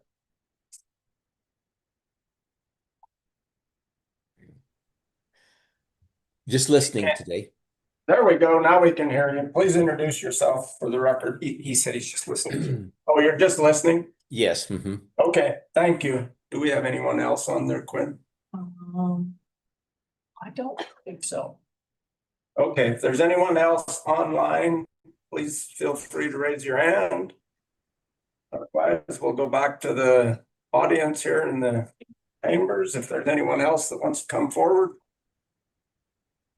All right, with that, we will move on from citizens to be heard.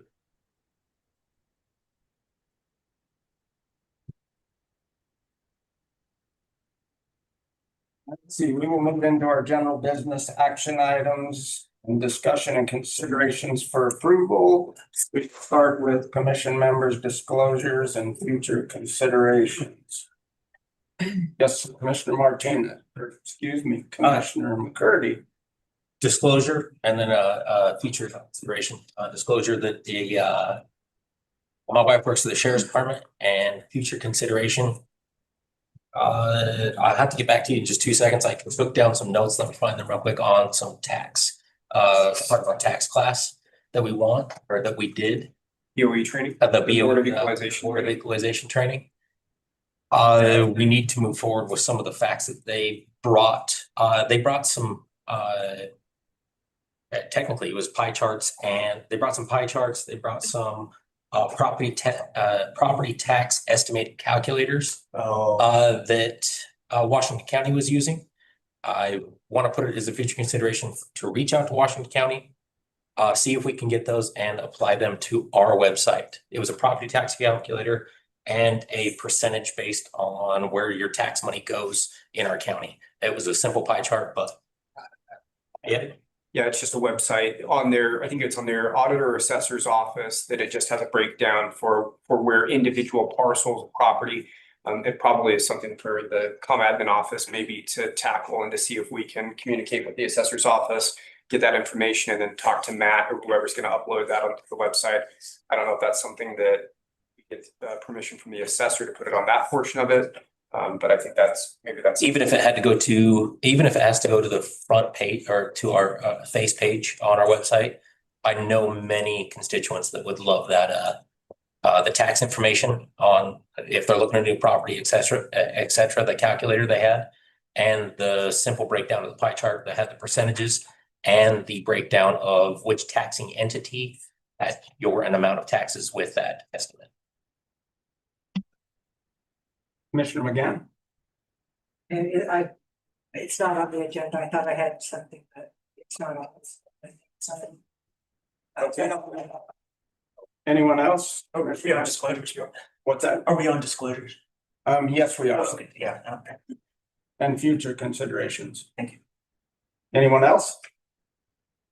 All right, I've got a couple future considerations I would like to bring on the next commission meeting, that we give the road department director some authority to start the process of making some trail repairs on the bike path from the Riverwalk Bridge to Arches entrance. I think several of us, including him, were out there. Well, I know we were, and did a little bit of an assessment, and it seems like it would be a good time to move forward with some maintenance on that portion of the bike path and look at the money that's in Fund 47 to fund that. So if we could do that on the next commission meeting. And then I also want to notify that I intend to bring back the Burr Oaks application before the commission at the next commission meeting as well. Which application? The Burr Oaks. Burr Oaks. Well, those are a couple that I have, and with that, we will move into the approval of the consent agenda items. There are no minutes that were not available, so we are removing that. Item A. B is ratification of payment of bills for total bills of $1,415,649.63. Total payroll $291,337.74. Total bills and payroll $1,706,987.37. We're going to remove item C. We did not qualify for that grant. And move on. D, ratification of branding refresh for discovermoab.com. Ratification of solid waste SSD sublease permission letter. Ratification of local consent for temporary alcohol permit Outer Bike. G, ratification of TAP grant funding commitment letter for shoulder widening project from Resource Boulevard to Spanish Trail Road. H, OSTA maintenance technician backfill request. And I, extension of airport lease agreements for Red Tail Air.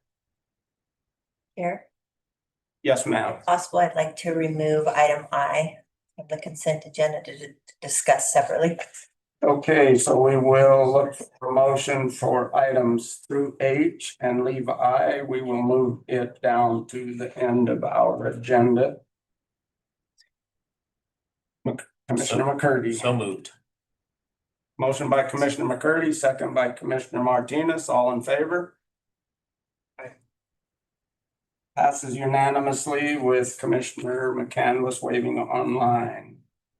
We will move on to number 5, Moab Office of Tourism Brand Launch Events. One is a community open house at the MIC on September 8th.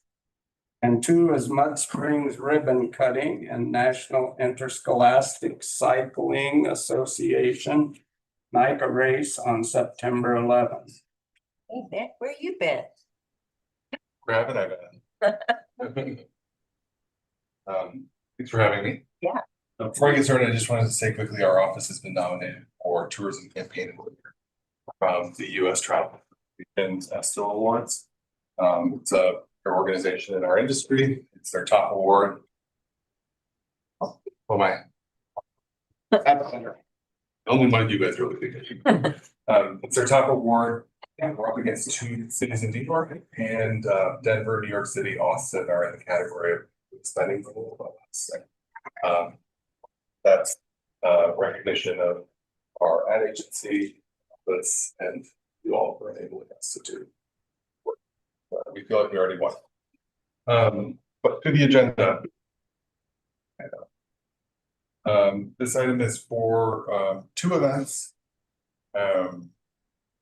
We have undergone a branding project for the better part of the year. And through the project, we uncovered a statistic that is something we hear all the time. That more than 90% of visitors told us they devote more time to their visit or were already planning to return. So that insight has become the foundation for our new campaign, which will be rolling out more fully at this event. Great. Day after Labor Day. And then as an advertising campaign in the fall. So the item text describes more about the event. It is Tuesday, September 8th. We held a community open house to kick off this project last fall, Jersey Wines. We wanted to do another one to invite stakeholders, all of our agency members out and the community, as we say, come talk to us about tourism. So we will have our agency partners in town with a series of workshops throughout the beginning of the day.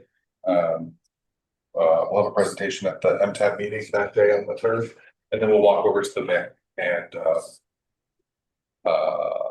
celebrate our brand launch. So that's the first one. And the second is later that week on Friday.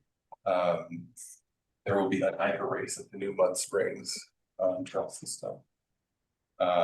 This event invites a large group of stakeholders to the grand opening of Mud Springs.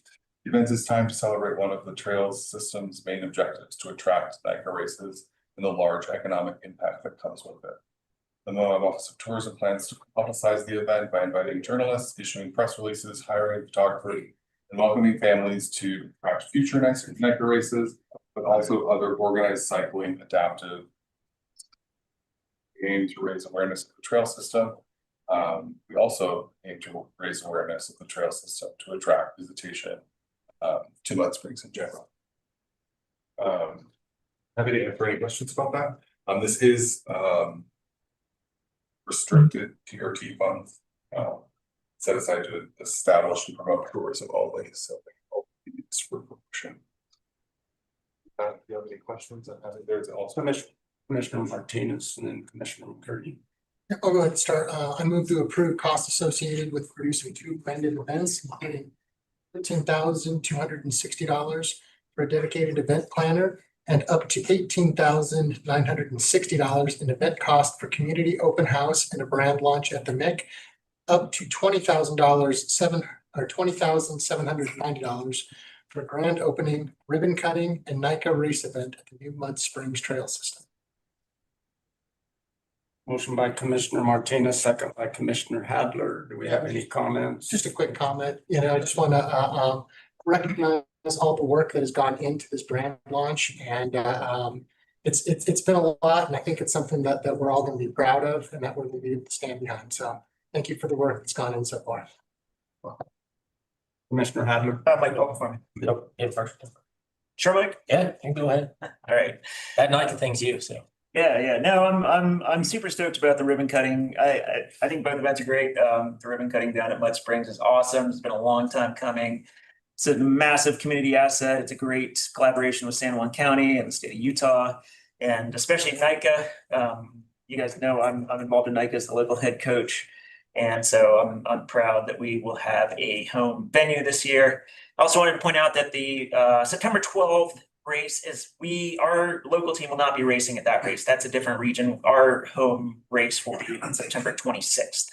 So come out and support NICA on that day of the ribbon cutting, and come out on the 26th and support our team. So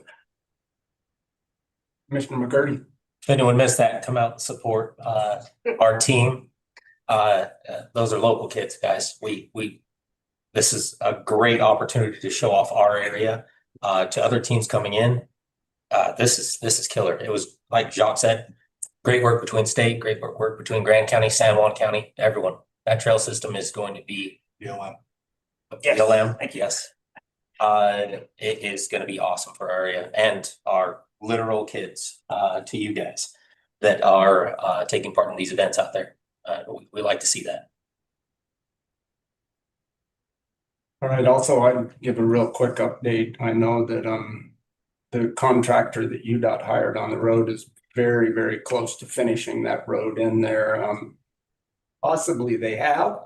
I missed the partnership meeting today to hear on that, and then once they're done, then that's going to open up the road to where our highway director, Cody, in the back here, will be able to start building both parking lots. There's two of them, one about a 10-acre and the other one about a 6-acre parking lot, so that all these folks can camp in there. And those funds came from traveling outside of this community by commissioners and working on grants to be able to make that a reality out there. So that is some of the trail work that we are doing for bikes in this community. And I think it's important that maybe some of the citizens realize that there's a lot of effort that goes into this and a lot of time. And at least myself as a commissioner, I'm not singularly focused on motorized. I do a lot of work for the biking community. So we're getting very close out there, and I think it's a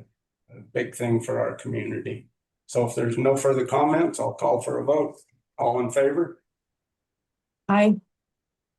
All right, that passes unanimously. Thank you, Mick. And then out of recognition of our city folks here, I'm going to move item 9 up to right now. I wish I'd have thought of it a little bit earlier and ahead of this one, but I apologize. We're going to do 9 now, the ordinance amending ordinance 725. Utility overlay for City of Moab water tank and authorization to sign DA. Andrew Jackson. Andrew Jackson, Grand County Planner. Again, this is a amendment of ordinance 725 that was passed in, I believe it was October of 2025, that put required development agreement, as well as put a date of December 31st of 2025 for completion of the project. The city has secured some funding. It's still pursuing other funding, and there's a lot of work to do on that. And so I would request that the date be extended to December 31st of 2030 with any extension of time requested be done administratively by myself with written request of Moab City.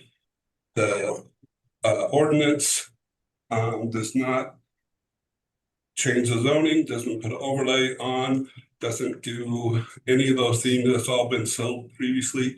It's just defining the development agreement specifically as what is in our land use code, as well as changing the time, the deadline for completion. All right, I've got Commissioner McCandless with her hands up first, so.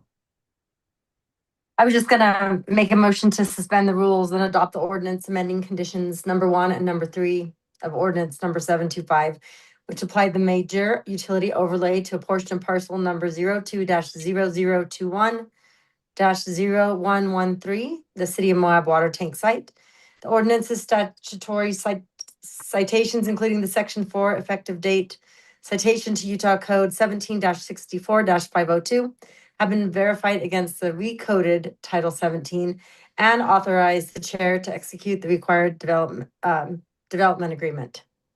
And Melody, can you add that date that Andrew mentioned that we want to extend this out to December 31st, 2030? Sure, before we do that, Yes.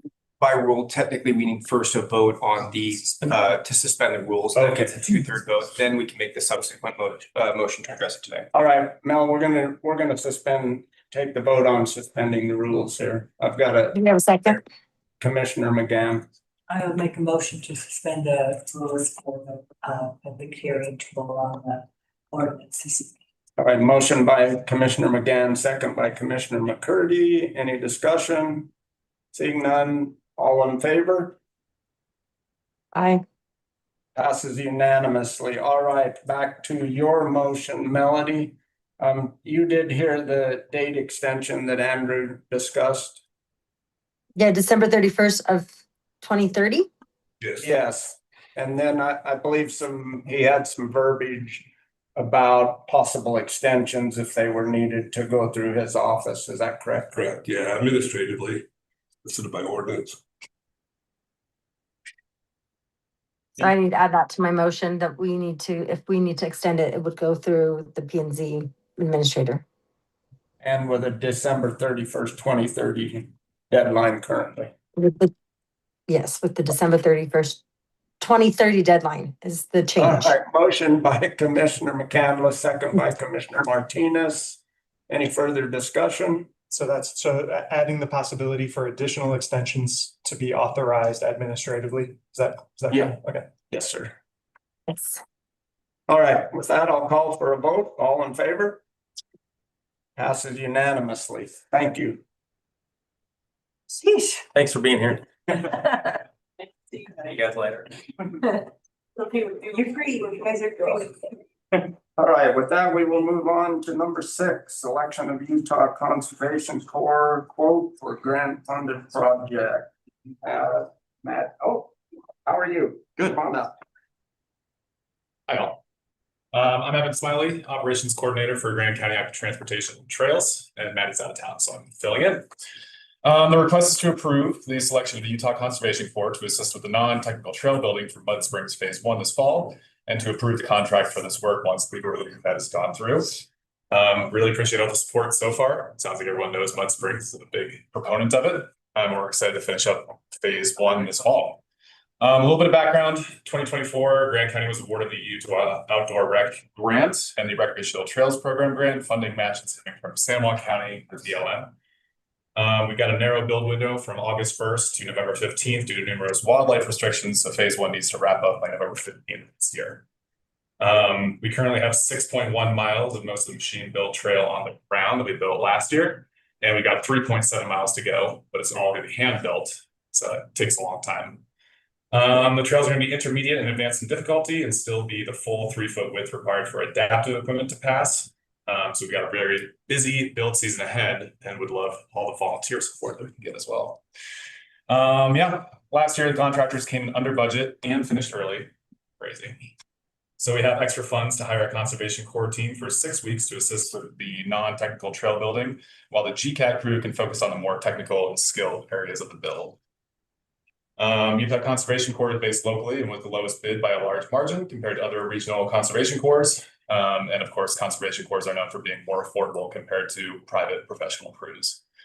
The UCC contracts are completed through the Utah State University, and Grand County is currently awaiting their contract for legal review. The build window is rapidly approaching, which is why we're bringing it to commission now. So yeah, in summary, asking for the approval of the selection of UCC to assist with 6 weeks of non-technical trail building at Mud Springs for $33,000, all of which is grant funded. Thank you, Commissioner McCurdy. I'd like to make a motion. I move to approve the selection of Utah Conservation Corps to assist with non-technical trail building for Mud Springs Phase 1 and to approve the contract for the work pending legal review. Motion by Commissioner McCurdy, second Commissioner Hadler. Any discussion? Yes, Commissioner Hadler. I literally can't wait to run these trails. So, They're gonna be, it's so Yeah, we good. have some advanced and intermediate trails out there. Trails out there are amazing, but adding a little variety is gonna be pretty great. Thanks. All right, anything further? All right, seeing none, I will call for a vote. All in favor? Passes unanimously. Excellent job, Beth. Thank you, sir. We will move on to number 7, approval of personnel services fees for special service districts assessing their service. It says Tess Barger, but we're gonna go with Chantel. Tess is online. Oh, is she? Okay, thank you, Tess, as well. By sharing. It is.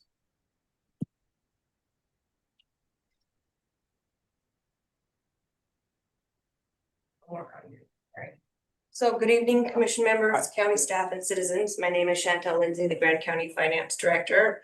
I would like to thank the Personnel Services Department Director Tess Barger, Assistant Director Laura Allred, and Payroll Coordinator Angie Woodruff for their hard work and collaboration throughout this process, as well as County Attorney Stephen Stocks and his staff for taking on the task of preparing agreements for the year 2027. This was a significant analysis. I conducted a comprehensive review of every task performed by the Personnel Services Department to better understand the department's workload, responsibilities, and staffing needs. As part of this review, I broke personnel tasks into 3 primary categories: payroll, insurance, and general human resources support. Can you just? You can share.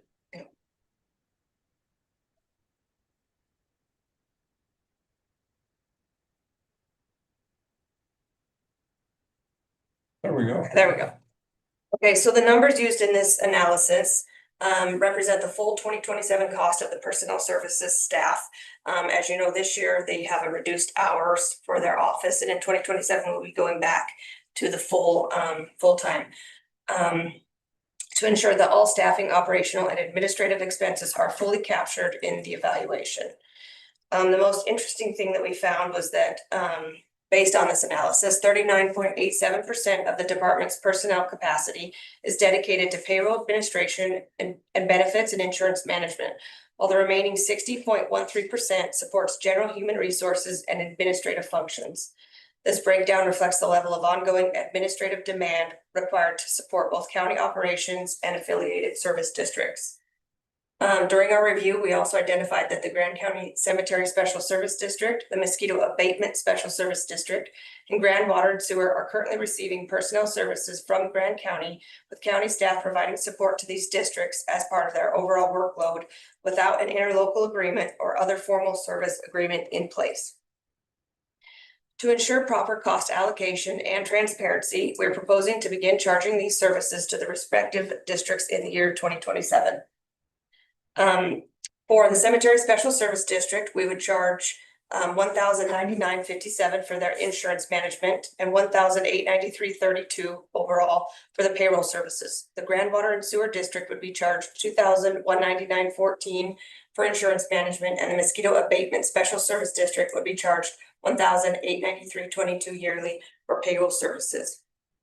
And so if you look on these tabs, I broke it down. We went through every single function that the director, assistant director, and the payroll coordinator provides to county staff, as well as outside entity staff, such as special service districts. And this was a great analysis. It would be nice to have one of these for every single department about what every, all the different tasks that everybody's working so hard on. On the third tab here, you'll see that some of the special service districts are using both the payroll and insurance, and some are just using insurance or payroll. So the total cost for the personnel services to Grand County in the year 2027 is going to be $381,880, which means that the general HR for Grand County staff is using $229,643 of that total allocation. And so we broke this down into each tab for each entity so that Stephen Stock's office can prepare some type of a formal agreement in writing. And we can also prepare each special service district in writing before the year 2027 so that they can appropriately budget for these costs as well. These costs are different than the administrative costs that we are charging non-general fund departments for accessing general fund. And I'll bring forth those to review again in the fall after we have 2027 proposed budgets for each department. And this analysis is strictly based upon what it costs the county to provide the HR department to staff. And I do have commission administrative support on this as well as personnel services support.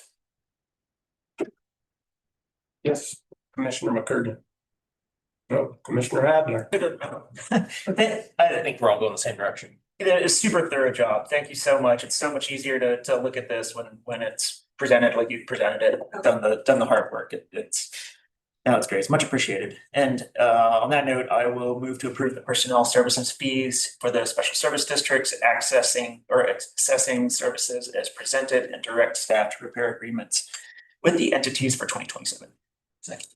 Motion by Commissioner Hadler, second Commissioner McCurdy. Further discussion? Seeing none, I'll call for a vote. Those in favor? Aye. Passes unanimously. Thank you. Thank you. A lot of work. Good job. Thank you. All right, we will move on to number 8, the 2026 Moab Hunter Project Annual Statement of Continued Compliance. Commissioner McGann. Thank you. To begin with, I want to say that this is a good example of what great partners the UMTRA project has been for Grand County. This statement, this compliance agreement that they have been involved with from the onset of this project is not something that they were required to do. Many entities, federal entities would not have gone through the effort to work so closely with the county and the citizens. So I'm very thankful that they have always been willing to do that. And it's this statement of compliance is from July 19th of last year, 2025 to July 20th of this year. I'll just do a couple highlights. There was 1,062,884 tons of millings and debris removed this year. Last year on September 29th, they hit the 16 million tons goal, which was a big goal that had been set from the onset. And now it's just the sub tailings that they're doing. So that's exciting.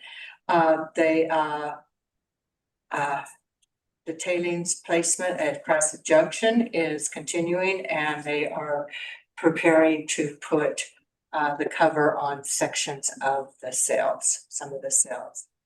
They have 139 employees, and that reflects the shipment of 4 train loads a week. And their work has continued all 12 months. We have a new type of covering for the cell out at Crescent Junction, and I think it's going to be really a much better one than what was proposed quite a few years ago. This has been in, I think, it's been about 4 years in getting to completion and deciding what is going to happen. The air quality around the area has continued to stay way below what is considered dangerous, way below, and the monitoring will continue. They're monitoring water. The groundwater system has prevented a great deal of the ammonia and uranium from entering into the Colorado River and the freshwater system. And the monitoring of groundwater will continue once the project is taken from turned over to legacy management, which will be at the end, probably in 2029 or earlier. And so, is there any questions? You were there, Bill. Do you have anything else you think we should add? No, I think you covered the new cover, literally, that they're talking about putting on there, and it's my understanding after that meeting that the reasoning is that will allow water that normally would have been trapped under their old design to evaporate and come up into Carbon the atmosphere. evaporative. So it's a new thing that they've studied extensively and added to this site. So, yeah, Commissioner McCurdy. I'd like to make the motion and move to approve the 2025 into 2026 Moab Ontra Project Annual Statement of Continued Compliance. Motion by Commissioner McCurdy, second by Commissioner Martinez. Discussion. Seeing none, I'll call for a vote. Those in favor? Aye. Passes unanimously, and we move on to the next item. Let's see here. Skipping number 9, we already dealt with. Wait, we didn't. We'll go to number 10, which is a contract for a sub-region traffic analysis in Spanish Valley, approximately $20,000. Mr. Jackson.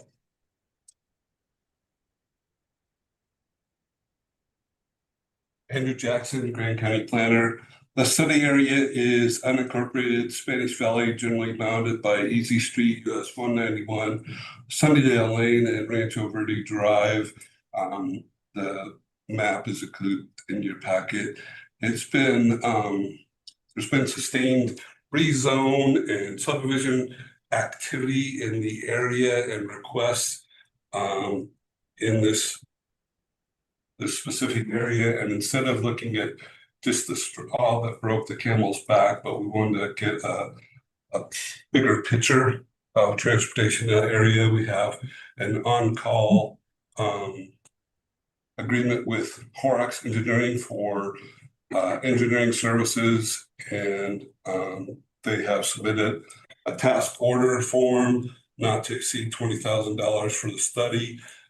They've included information on the proposal, and I would ask that the county commission direct Commissioner McCandless to sign the task order.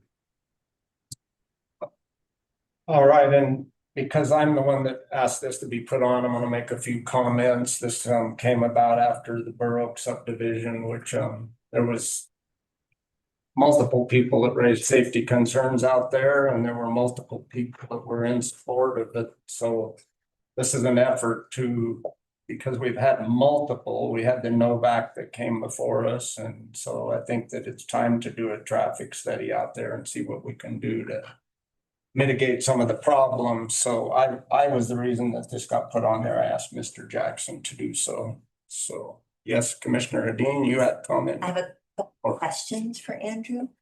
Is this within your budget, your current 2026 budget? Do you have Yes. that much money? You do have that much money in your budget? Yeah, it was actually overage from, I guess we have budgeted additional funding for the code update. Okay. I think we budgeted 85,000, 65,000 is the bid on that. So we're looking at this 20,000 coming out of that money that was left over. Okay, that makes me feel better because I really, Yeah. I did, as you know, I'm pretty opposed right now. Yeah, I was gonna mention that, Is there? but I forgot. Okay, no, I appreciate that, Andrew. And then is there any way to extend the scope? Like I could really see, this is a fairly small area. I agree, this area has been under intense pressure. I don't really like to see my street on there, but it is what it is. But that was a joke. Anyways, but I wonder if we could extend it, like to me, it really needs to be extended maybe to Rim Village and then down to the county line. That's just and I don't know if you could ask Horrocks if that would entail more money, but I do think that would absorb, like it kind of goes right to Beaman, but I know one of the discussions earlier was, is it feasible? And maybe Cody could answer this. I know it was like Russ Tangren that brought this up to me a long time ago about putting an outlet on that, on that Sidla parcel. Gary Wilson doesn't want to hear that, but I do think it would help is if we could extend those boundaries just a little bit, just to make sure that we're doing it a little more holistically and pushing all the traffic we can out in the appropriate areas. Cause I agree, I think that Zimmerman's taken a huge amount of traffic right now, but is there other avenues to push people to 191? I don't know. Do you have a comment on that, Cody?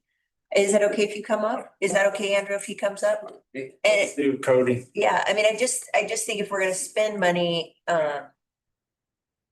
we just Maybe get, the Grand County Road and Bridge. thank you, Supervisor. get the most Having bang me. for our buck out Thanks of for having this. me up here. Thanks, Cody. I mean, I would entertain the option to maybe break this scope out a little bit bigger. I know that I have been dealing with the Zimmerman and that area quite regular, trying to come up with some traffic. Right. More calming measures. There's some proposed outlets that could potentially happen. I know the Beaman one is one that I'm working with Transportation Special Service District on also, trying to push that out there. So, I wouldn't necessarily be opposed to trying to make the scope a little bit bigger. Okay. I'm sure we could find some road department funding to cover that if there is additional. That's to say, I don't have any more money. So I think, I think that doing a bigger scope would definitely maybe benefit this whole growth in the south area. Okay. I think it would too. Collectors that will get off of Spanish Valley Drive and out of the neighborhoods to the highway. Right. Okay, Commissioner Martinez. Quick question on the funding. Would it be possible actually to use impact fees for this right here and then have a repayment of as subdivisions come back into those impact fees? Used to be you could. So, yeah, they used to allow traffic studies to use impact fees, but now it's only a study on a specific intersection for design criteria for that intersection. You can use that specific for that, but general transportation studies are no longer permitted. Thanks. Commissioner McCurdy.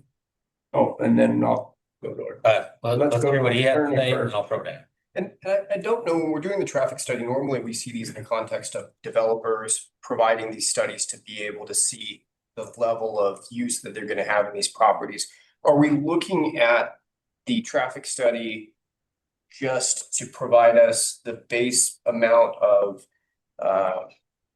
traffic that we have now? Are we looking for expansion? Like what's the overall goal? Is it to evidence and support additional development in the area, or is it to create different, speed bumps or things to reduce the amount of speed? It's the prior one, and I was the one that asked this be put on there because we are looking at upzoning or whatever. These applications in that area, and it is based off of traffic. Yeah, we've had a bunch of like piecemeal, either just discussions with staff, with potential applicants with staff, or actually submittals that just come in again, piece by piece, and we want to look at more than just that straw that breaks the camel's back.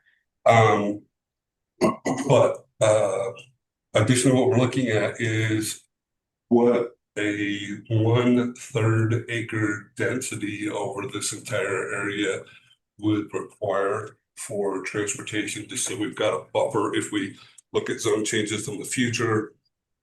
Not saying that we will, but if we do, at least we know what type of infrastructure will be needed at these different intersections, as well as possible right of way that's needed. Commissioner McCurdy. I'd like to make a motion. I move to authorize the county administrator to execute a task order with Horrocks Engineering Incorporated under the county's existing on-call engineering services contract for the Spanish Valley Drive Corridor Road Network and Traffic Analysis Study in the amount not to exceed $20,000, subject to approval as to form by the county attorney. And if you want to increase that, I'd like as a comment to make with that, ask for the moon, see if we can get a bigger area. I think you need to Not exceeding. incorporate in your motion what Cody said, that we might have to host the road department to cover a larger study. If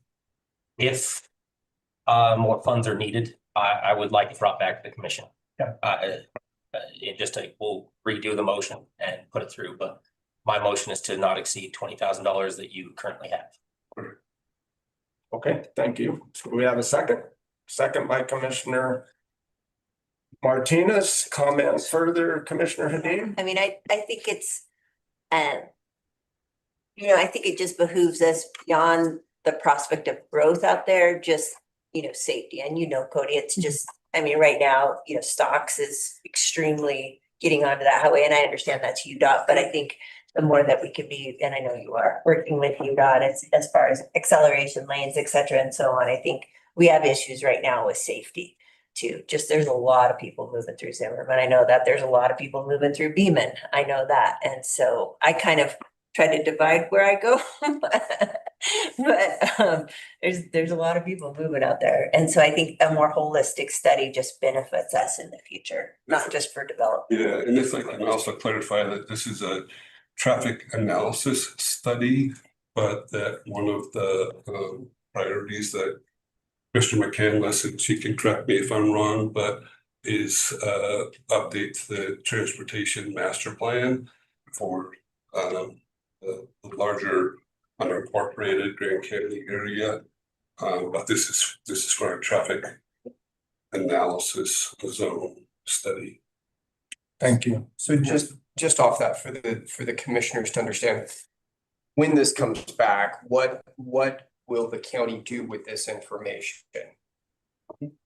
Yeah, and so what we can do is we can take and look at the different densities and what developers come in, and it can help to support impact fees, the use of impact fees on actual infrastructure that's not specific to just that one project. Obviously, we have to put in any of the roads that are required for that subdivision, but as there's larger areas, that there may be a cumulative effect.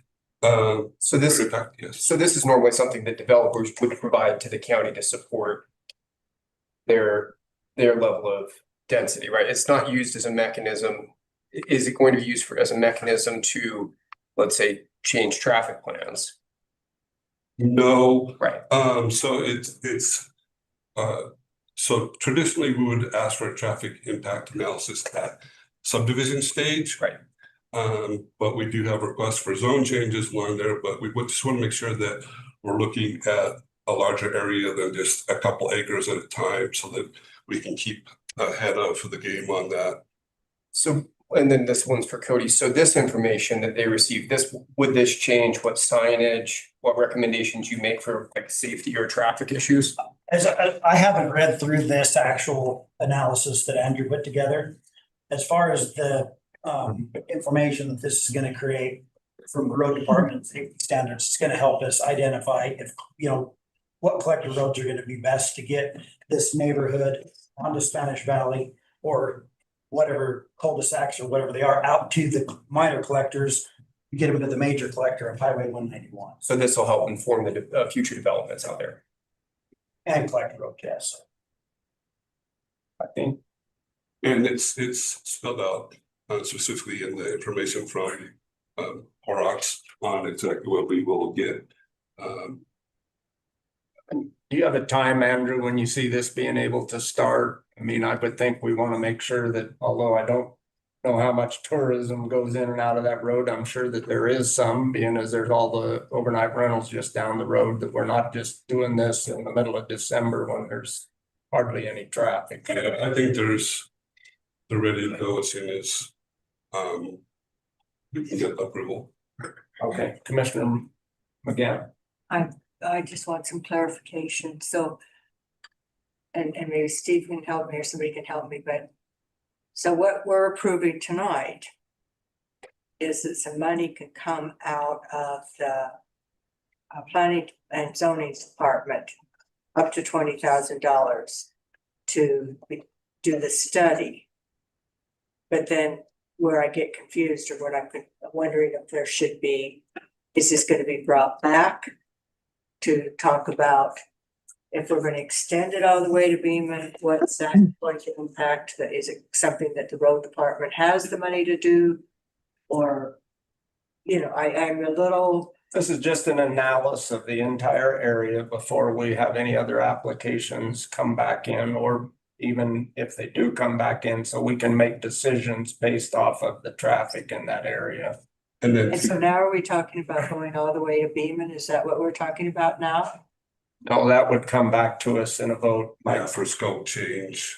if needed, this would just be based off of this scope and not to exceed budget. And to clarify, in December of 2025, money was transferred out of the planning and zoning budget for the land use code update into, I think it's capital facilities budget. So I think 85,000 came out of planning and zoning over to the capital facilities budget. That's what's funding the 65,000 in the land use code update, and then that leaves that remainder. So what we're voting on tonight is just that smaller area. Yes, ma'am. And up to 20,000. Commissioner McCurdy. In my thoughts with that, if we can get more within that 20,000, let's do it. But if it exceeds and you are pulling funds from, that's what I would want to stop. Yeah, and in my discussions with Horrocks, they seem to feel like they would be under the 20,000. Okay.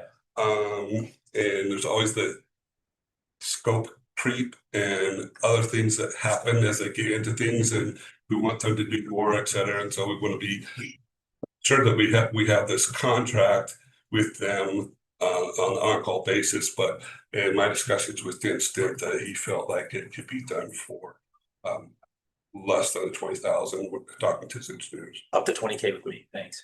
Thank you, Commissioner Hedin, and then I'm gonna call for a vote.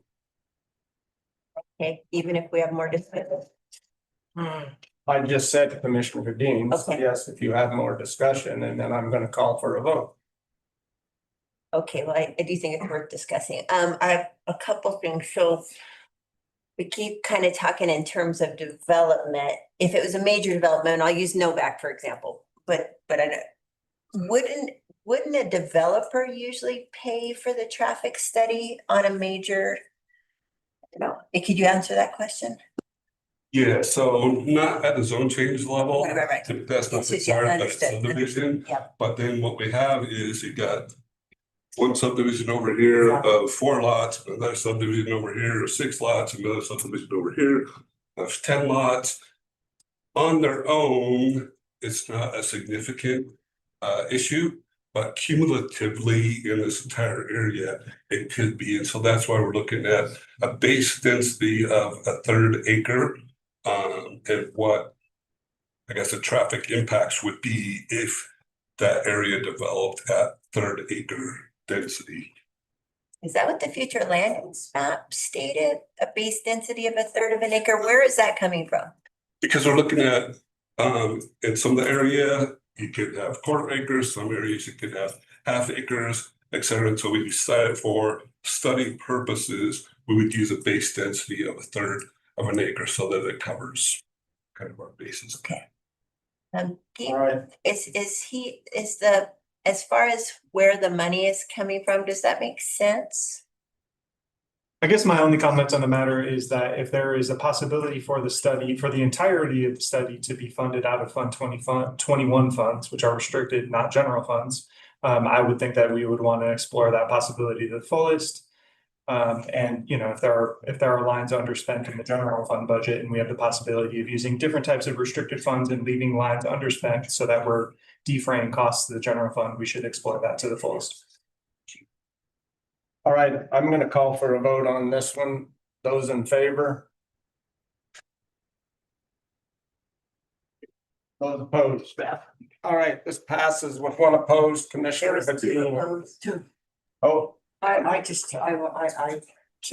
ask one question? Oh, you are opposed, Commissioner McGann? Okay, this passes with Commissioner Hedin and Commissioner McGann opposed.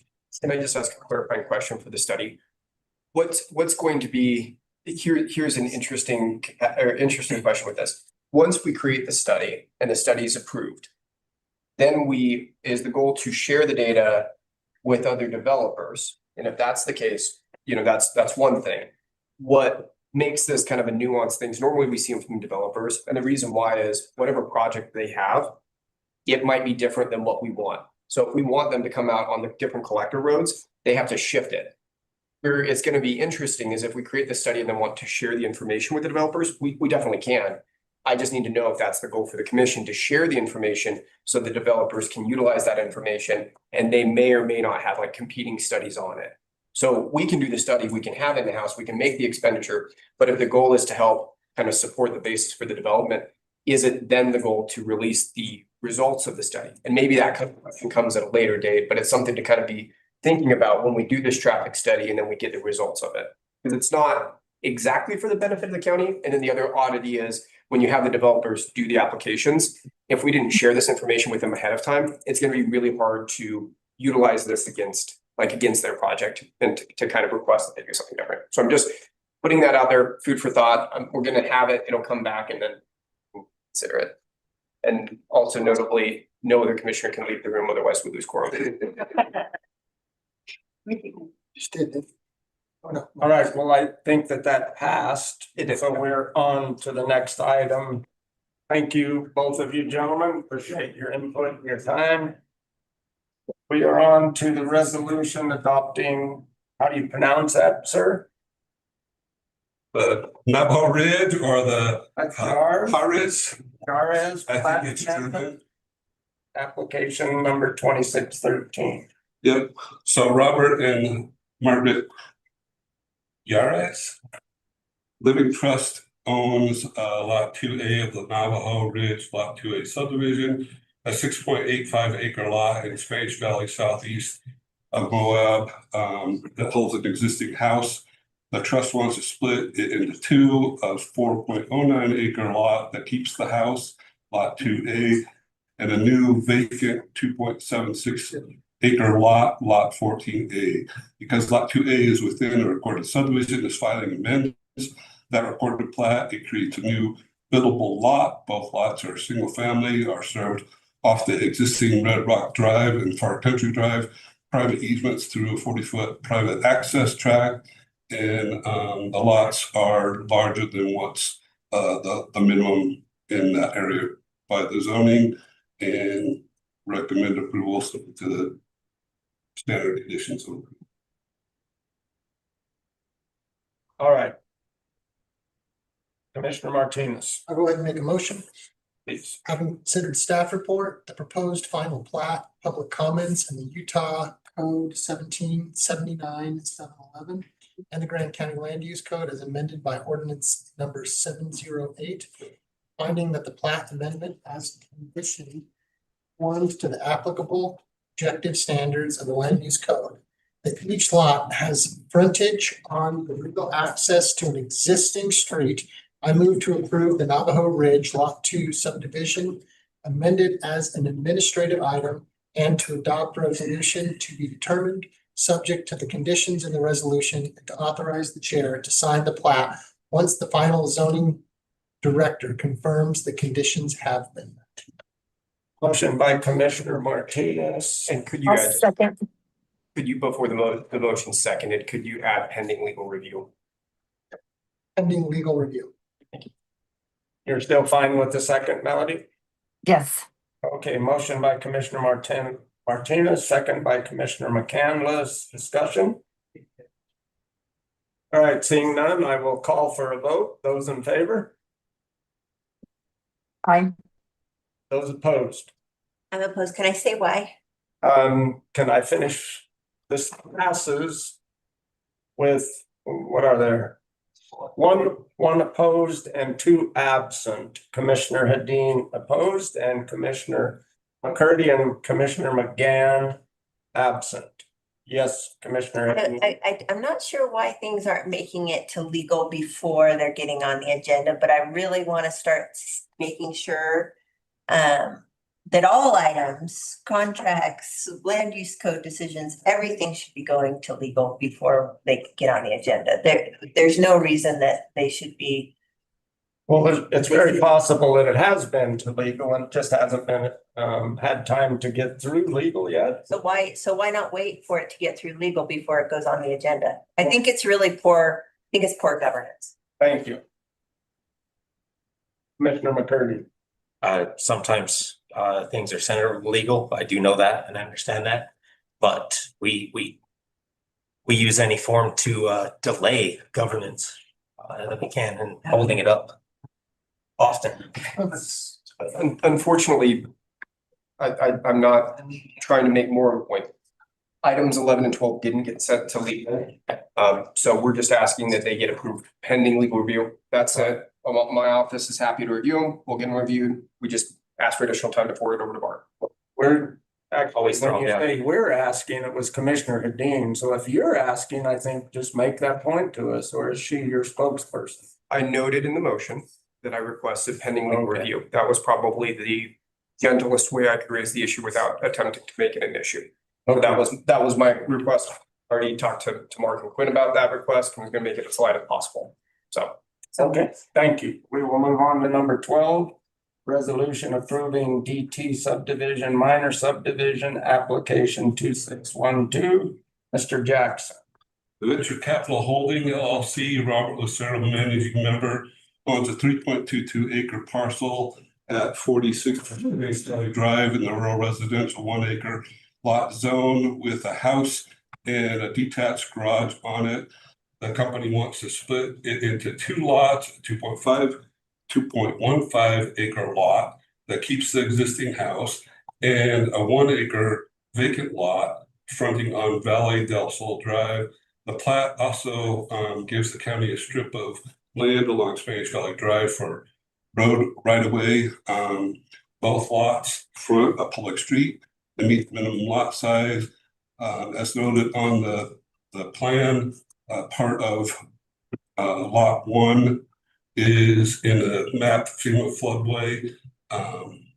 So there's part of an existing building in there, but there could be any new buildings unless it's a flood study done in that area.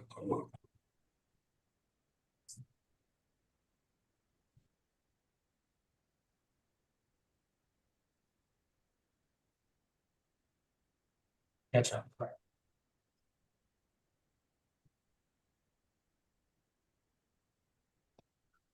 All right, when somebody's ready, a motion, Commissioner McCurdy.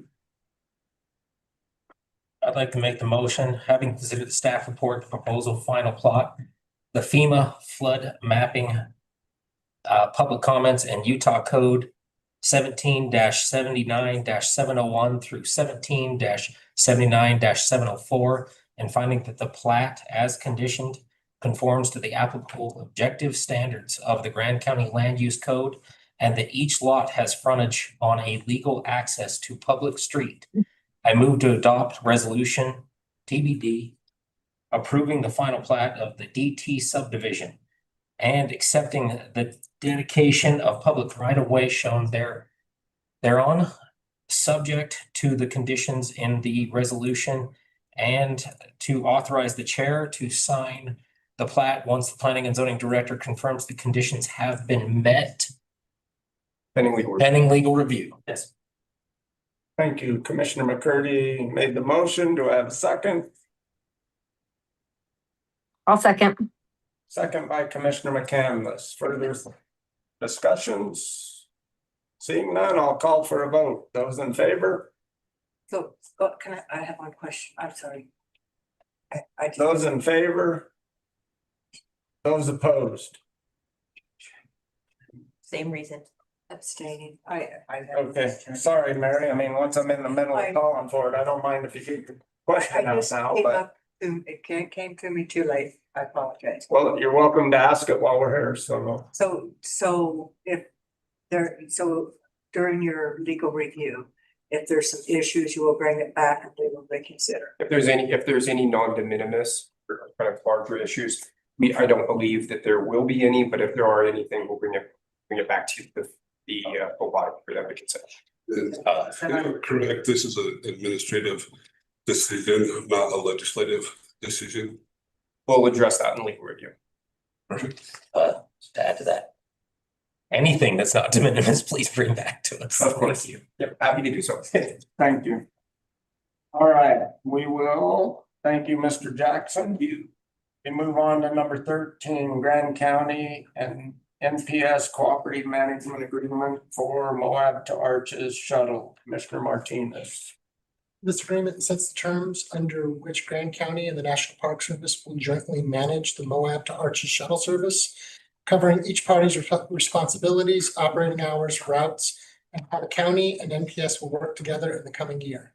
Signing it puts the framework in place for the pilot to launch this fall. Then I'll just go ahead and start off with a motion. I move to sign the Moab to Archie Shuttle Cooperative Management Agreement with the NPS. Motion by Commissioner Martinez, second by Commissioner McCurdy. Discussion. Commissioner McCurdy. Do we have to put, I move to authorize chair to sign, or is sign okay? The intent's clear. Intent's clear. Other than that. Commissioner Hadler. So I actually didn't have a chance to sit down with Stephen. I read through his remarks. I was going to, and then I accidentally had to visit the dentist during the time that I was gonna see him. But I did notice that basically the CMA that went over to Stephen is the same CMA that we are going to be voting to approve on with Brian's motion here, with very little change. So I would ask the attorney if it looked from the comments made on that CMA that went out to us commissioners that there was a considerable amount of there are a considerable number of things that Stephen remarked on and didn't end up in this. If it was your decision to enter into this contract, would you feel comfortable doing it as presented in this packet? So I don't wade into it's not my place. I'm not a policymaker. I'm not a decider on it. I put comments in throughout the contract. The contract, represents the goal is that there be a shuttle program. It be for the expenditure of money that we've identified. The terms are within the contract. The shuttle runs for roughly 6 months, 9 hours every day for the select periods of time. I believe the goal is September through October, and then reinitiates for 4 months next year. The county receives the benefit of obtaining data, information, and having a shuttle run with up to 12 shuttles with stops throughout the area. That's what the terms are in the contract, kind of a broad summary of it. In any type of contract review, I'm going to mark things that are good, bad, and indifferent. It's not my place to say whether one should enter into a contract, but I'm noting things. If there are specific questions, I can answer the specific questions. But overall, it is in fact a contract that will provide for the terms that we're listing in it. And so the sections that lay that out is going to be the obligations for the county, obligations for the NPS. There are some nuances to it. There are some complex relationships with it. So do I think that it's in a point where it could be that this contract could be approved? Yes, I've provided all of the commissioners a strong markup of the document, provided as much information as I can, things for the commissioners to consider. Those are the things that I put in the contracts when we're doing a review to say, hey, look and consider these options, try to give you guys as much information. This is a unique contract. It's for $2.8 something million. And so it's had a heavy review, and those are items that I've marked out are things that the body should consider when looking at this application or this contract, sorry. Commissioner McCurdy. Question, Steve, again, overall defensible contract. Yeah, I mean, well, you're when you say the word defensible contract, so is it defensible that we're in a contract with the NPS that they'll provide what they say that they're going to provide in their contract? Yeah, I think there's an obligation for them to provide the level of support, and we're receiving funding based on that. Can the county require them to perform their portion of the contract? Yes. That's defensible. Yeah.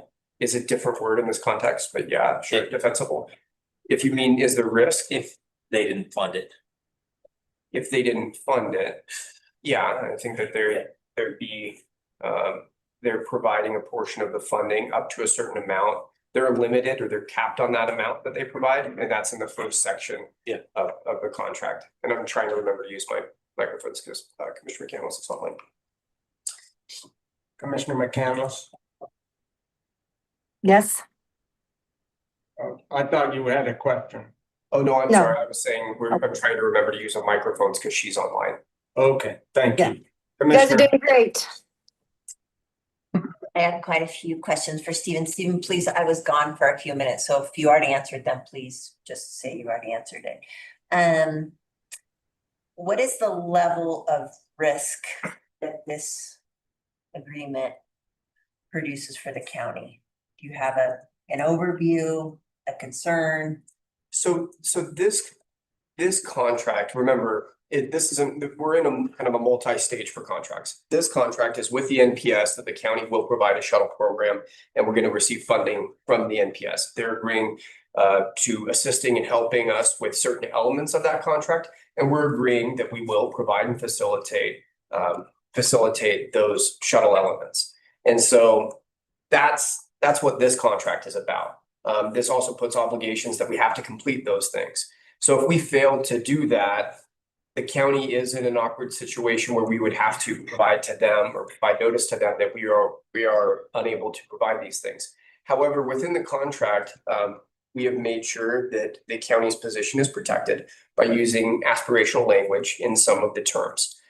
So the language that we use in some places is not a must or a shall. It is employing best efforts to do the following and to provide those things. Those things reduce the amount of risk to the county. So for example, the county isn't able to start until September 15th versus September 1st. There's not a penalty clause. There's not a damages clause that triggered because of that. So this contract, there is a level of risk, and that risk is that the county doesn't complete its obligations in providing a shuttle program. And that's our risk. The next contracts that we have, those are higher levels of risk conversation because they're contracting for different things. But this is an exchange of money. The county is going to be providing services. And so our risk is whether or not we can provide those services. But again, the thing that helps us out is the language that we utilized in the contract to make sure that it's aspirational and the county employs best efforts to get the things that we need. If that explains the question. Commissioner McCurdy, did you have your hand up? Commissioner McGann? Reading through it, you know, and the obligations and the things that we have to do for the shuttle, I have a lot of concerns that this is going to add added cost beyond the $500,000 that we have already agreed to, because I don't see how this is going to be come to fruition without us using a great deal of staff time. So that's going to mean that either we're taking away, we're having staff do added responsibilities to what they are already doing.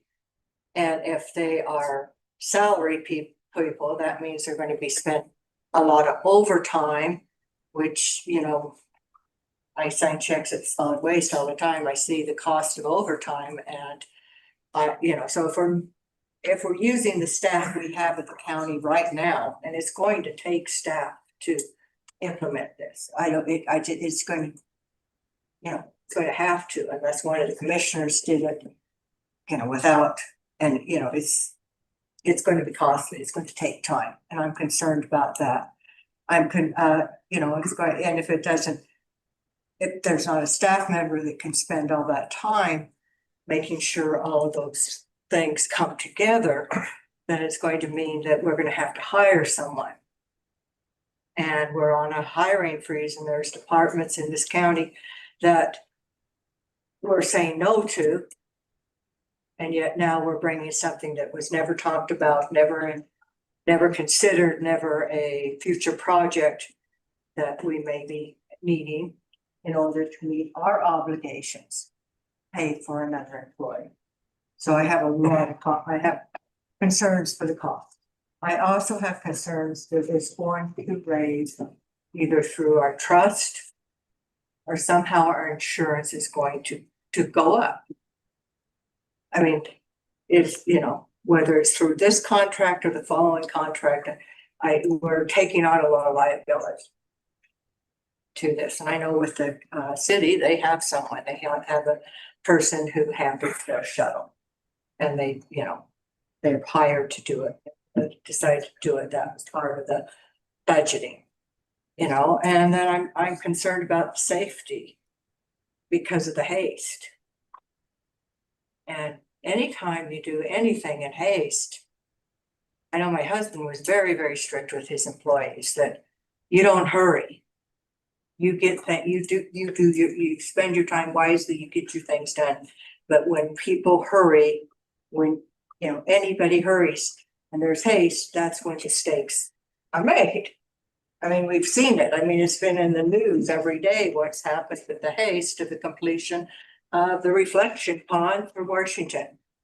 I mean, that was, you know, people were trying to push to get it done in this timely fashion.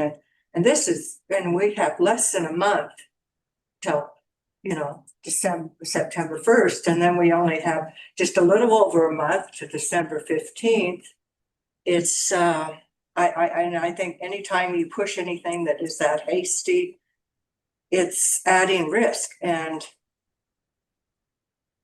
you know, the notes I read from Stephen and such, you know, that's some of the things that were brought up.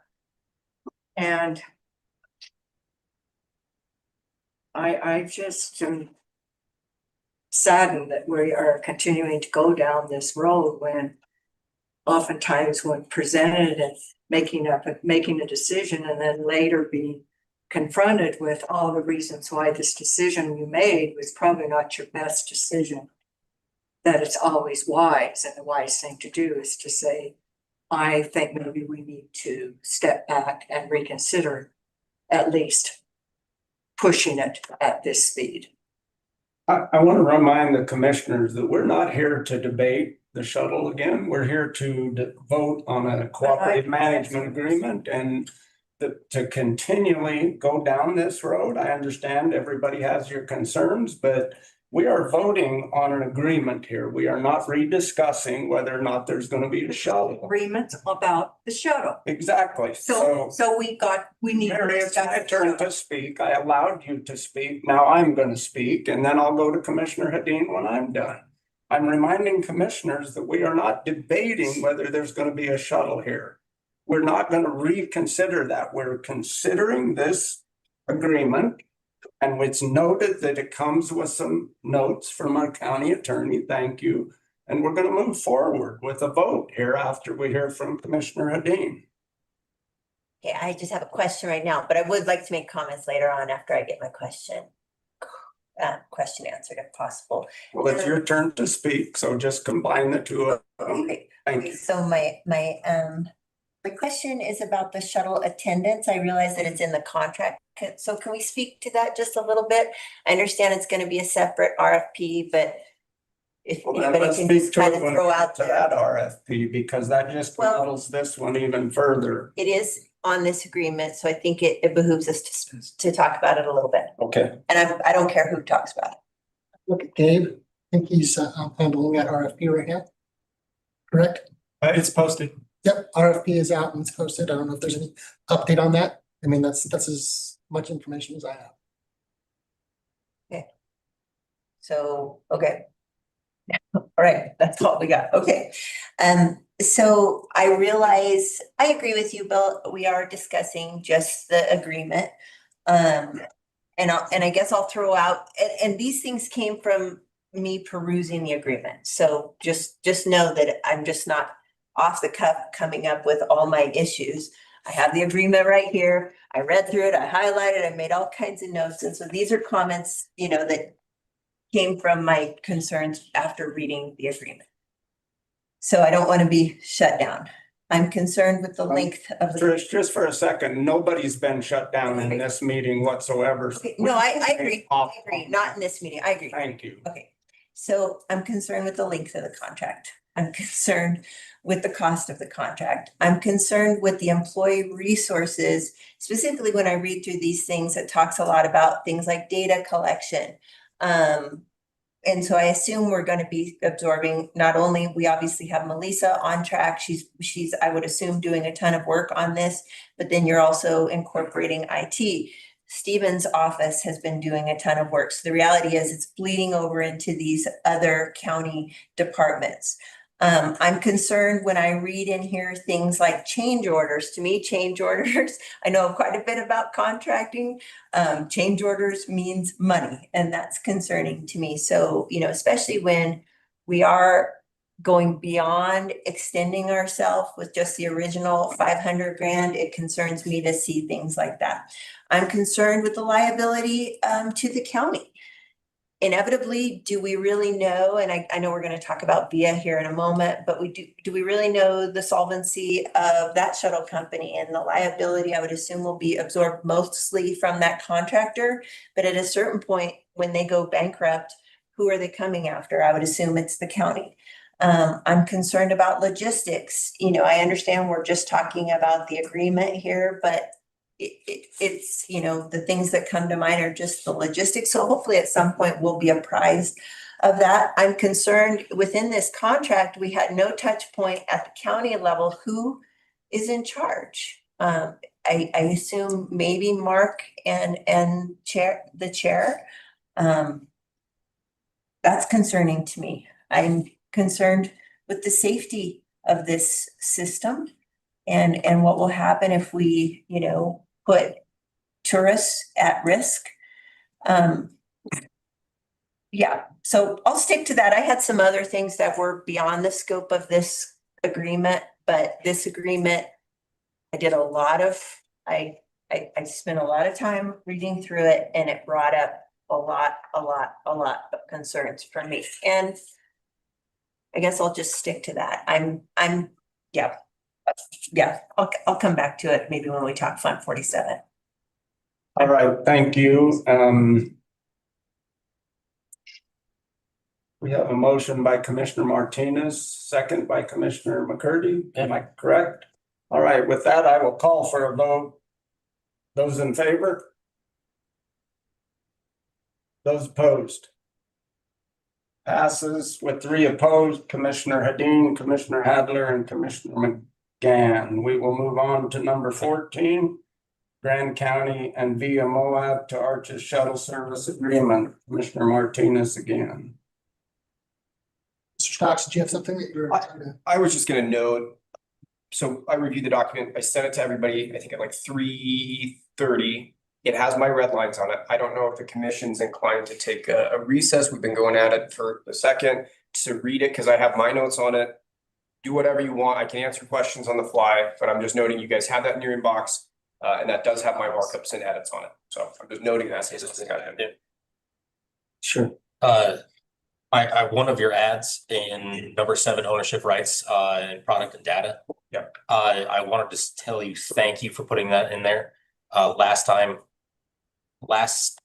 some of our work product with other companies wasn't within Grant County's ownership. And that is a vital part to me. This data is within Grant County's ownership. So I want to tell you, thank you for adding that. Has that actually been added, or is that just a comment? It was a comment made on his. So it hasn't actually been added. Are we? I don't know. I'm just asking, does folks need a recess? I haven't read it. I haven't read it. I did, I was there. 3:30? I did. So can we do a 10-minute recess then? 6:45, come back at 6:55. That'll give you time to cruise through that. All right, with that, I'll call for a recess. We will reconvene at 6:55.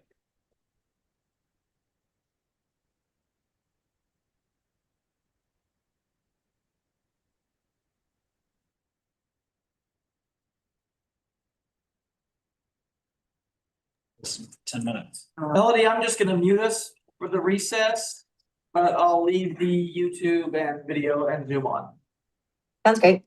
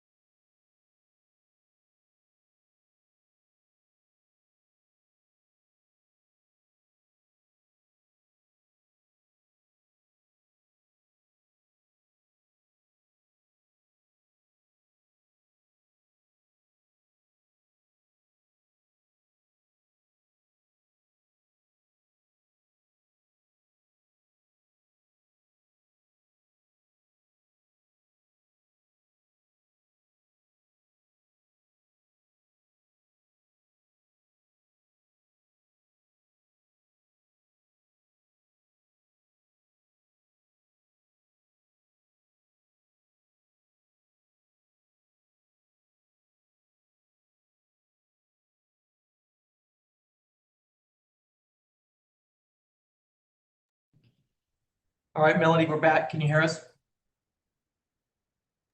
Yes. We stayed live. Okay. We're good then. All right, with that, we will come back from recess to start back up on item number 4. I'm having 14. Number 14, thank you. Number 14, and having read through these, I wonder if we don't want to start some discussion here on the possibility of holding a special meeting, because this is, I don't know. I'm open to thoughts from other commissioners if you think this is necessary. Trish, I see your hand and I'll call on you when I'm ready for your comment. It's almost rude that you just interrupt people regularly. But I think we all, as commissioners, should discuss what we want to do here and see if there's a path forward tonight, or if we want to call a special meeting, because there's clearly time is of the essence on this. And so I think that it would be wise to hear some of this out. Commissioner Hadeen? That's what I was gonna do, Bill. I was gonna make a motion to postpone this item. And if I understand you guys are under some timeline to get it done, I'd be more than willing to come to a special meeting.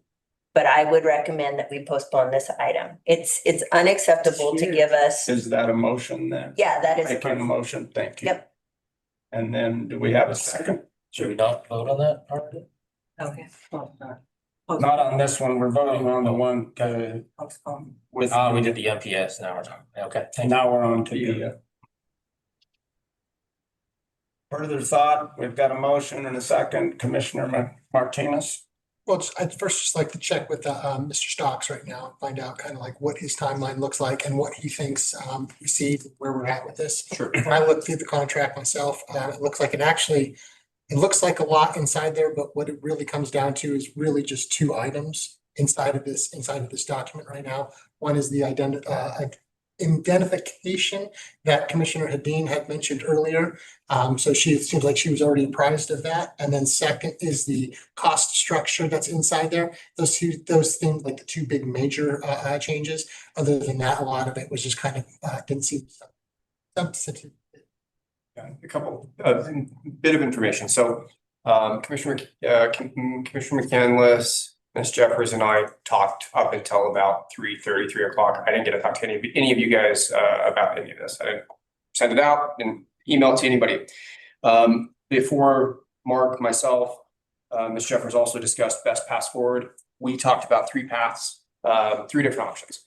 Option 1, review the whole thing in a meeting tonight, go through each item, kind of talk about them. These are my suggestions. We haven't gone through them in detail with VIA. We had a meeting with VIA yesterday. They got back to us with their copy, I think at 8:49 at night. I didn't get to review it until today after I got out of court. I had to cover for Aaron Lancaster at 1:30. So option 1 is go through tonight, look at it, approve it all. Option 2, creating a subcommittee, moving commissioners to sit on it with myself, Jeffers, maybe Mark, go through these items, send it out, have you guys approve it. We had language drafted for a potential motion for item number. Option number 3, continue it, set it for a different meeting, and go through it there. I don't mind which option you guys go through. Your path forward, your roadmap for this. I need input from you guys or from the commissioners, however you guys want to do that. Give me a stance on some of these items. I take those, we go to VIA confirms them, and then they come back and we have final terms. That could be done in a week. Some of the things that I've put in here that I really don't like, they have these weird terms like intent to proceed, that they want 4 weeks ahead of time to tell us that we want to proceed. I might, of course, they should know that we would like to proceed. So some of those things are kind of ticky-tacky. I don't think there's going to be objection on those items. Other items, again, like on the last contract, I note everything could add in different.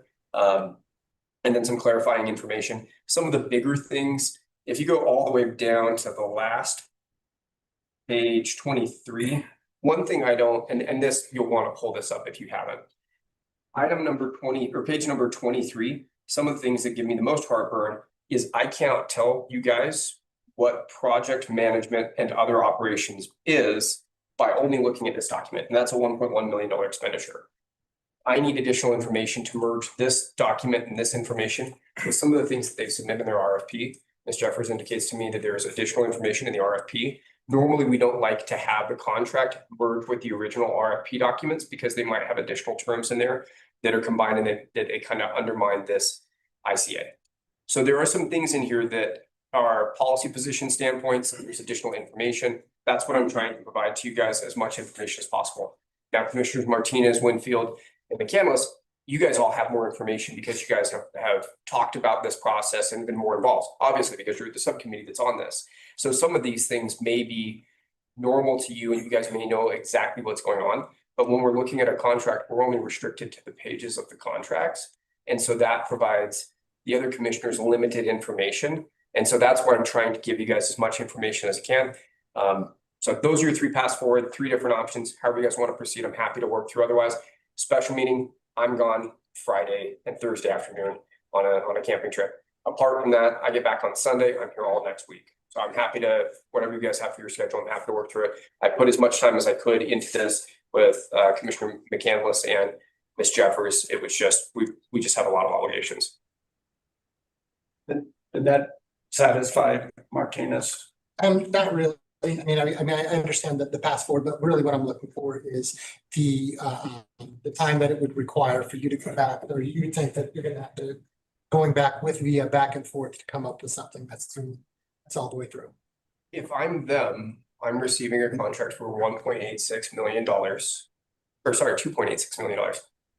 There is no reason that they should not get done in a week. They should be very incentivized to work with the county with the obligations that the county wants to impose to resolve this. I think you could do it in a week. I think you could do it in less if I wasn't out of town. But if you set a special meeting, the thing I need commissioners, either in this context or on a one-on-one or on a subcommittee context, to talk me through some of these items. Because you may say, and this is your guys' right, and I don't know if I always make this clear, you guys can disagree with me. I can put, hey, big concern on this item. You guys can say, thank you, we understand the concern, we're gonna move forward anyways. So I just need for you guys to be informed about the decision on this item. That's what I'm looking for. That's why I gave it to you guys with all my notes. So I think you could do it in a week, you could do it shorter. Again, you could approve it tonight, read through the edits. That's why I want you to take a moment to read through them. It can be done that quick. VIA should be incentivized to get this done quickly. Okay, I'm inclined to move through it tonight. I'll go to Commissioner Hadeen, and then I know Commissioner McCandless has her hand up. I think we can't lose sight that we are representatives of citizens of this community. And I think maybe we're losing sight of that. It's a huge concern of mine. So that being said, I would ask that we postpone this, probably postpone it until next week if Stephen's saying a weekish, we should be done. And in that time, it will also give citizens time. Hopefully we'll post the agenda and that item in a timely manner that citizens can go through it and also make comments to us. I mean, I know with myself, I've lately been spending about 2 to 3 hours a day talking to citizens. Literally. And that's my job. That's my job, is to listen to people, to try to educate people, but also to bring their concerns to this dais, as we call it. So I would recommend, I did not see this. I know nothing about this. I know it sounded like I knew something about the liability, but I didn't. I was just hypothesizing, like, what if? I knew nothing about this contract. This is the first time I opened it, because when I was getting a cup of coffee and coming here at 3:30. And so I just think good governance entails giving everybody on this commission time to go over this contract. It's a $2.6 million contract. This is a huge spend of, again, and a commission and a citizen pointed this out. When I look at my pay stub, I've got local taxes, state taxes, and federal taxes. I'm paying for this on 3 levels, and I would completely agree with that citizen comment. So that being said, because I love how people go, oh, it's federal money, doesn't matter. It's like, no, I pay a lot of federal taxes. I think we need to return to good governance and processes where everybody has a chance to look over these things carefully. And I think if you get to that, you're going to have more support for your initiatives. And so I would ask, I'm going to plead, that this is postponed, not only for ourselves, but for the people that we represent. Commissioner McCandless. I just want to say, because obviously I do have the information because I've been on every single subcommittee meeting and I've been on all the meetings with Via and Stephen, but you know, they've been really great to work with. I think they're easily, of course, easily willing to make the changes that we need. We just ran out of time. You know, that's the bottom line. It was not like trying to do anything sneaky. And if we need to do another meeting, I'm gone all next week and I won't be able to zoom in at all because I have work obligations next week. So I don't, just like today, I'm at the one summit in Cedar City. So I don't have a lot of free time. I would rather get it done tonight, but I understand, and I understand what Trisha's saying as well. But they've been great to work with. A lot of the concerns, I mean, if you look at the way that the Moab Area Transit is running, it's the exact same company. So the concerns that have been raised, I feel like those are alleviated when we went through the proposals. You guys all had copies of the proposals, if you read them or not. So you would have saw that Via was the one that made the most sense, because they're capable to do all the things that you guys were concerned about in the CMA. I know you haven't read this one, you know, but they're a big company. They do this all across the nation.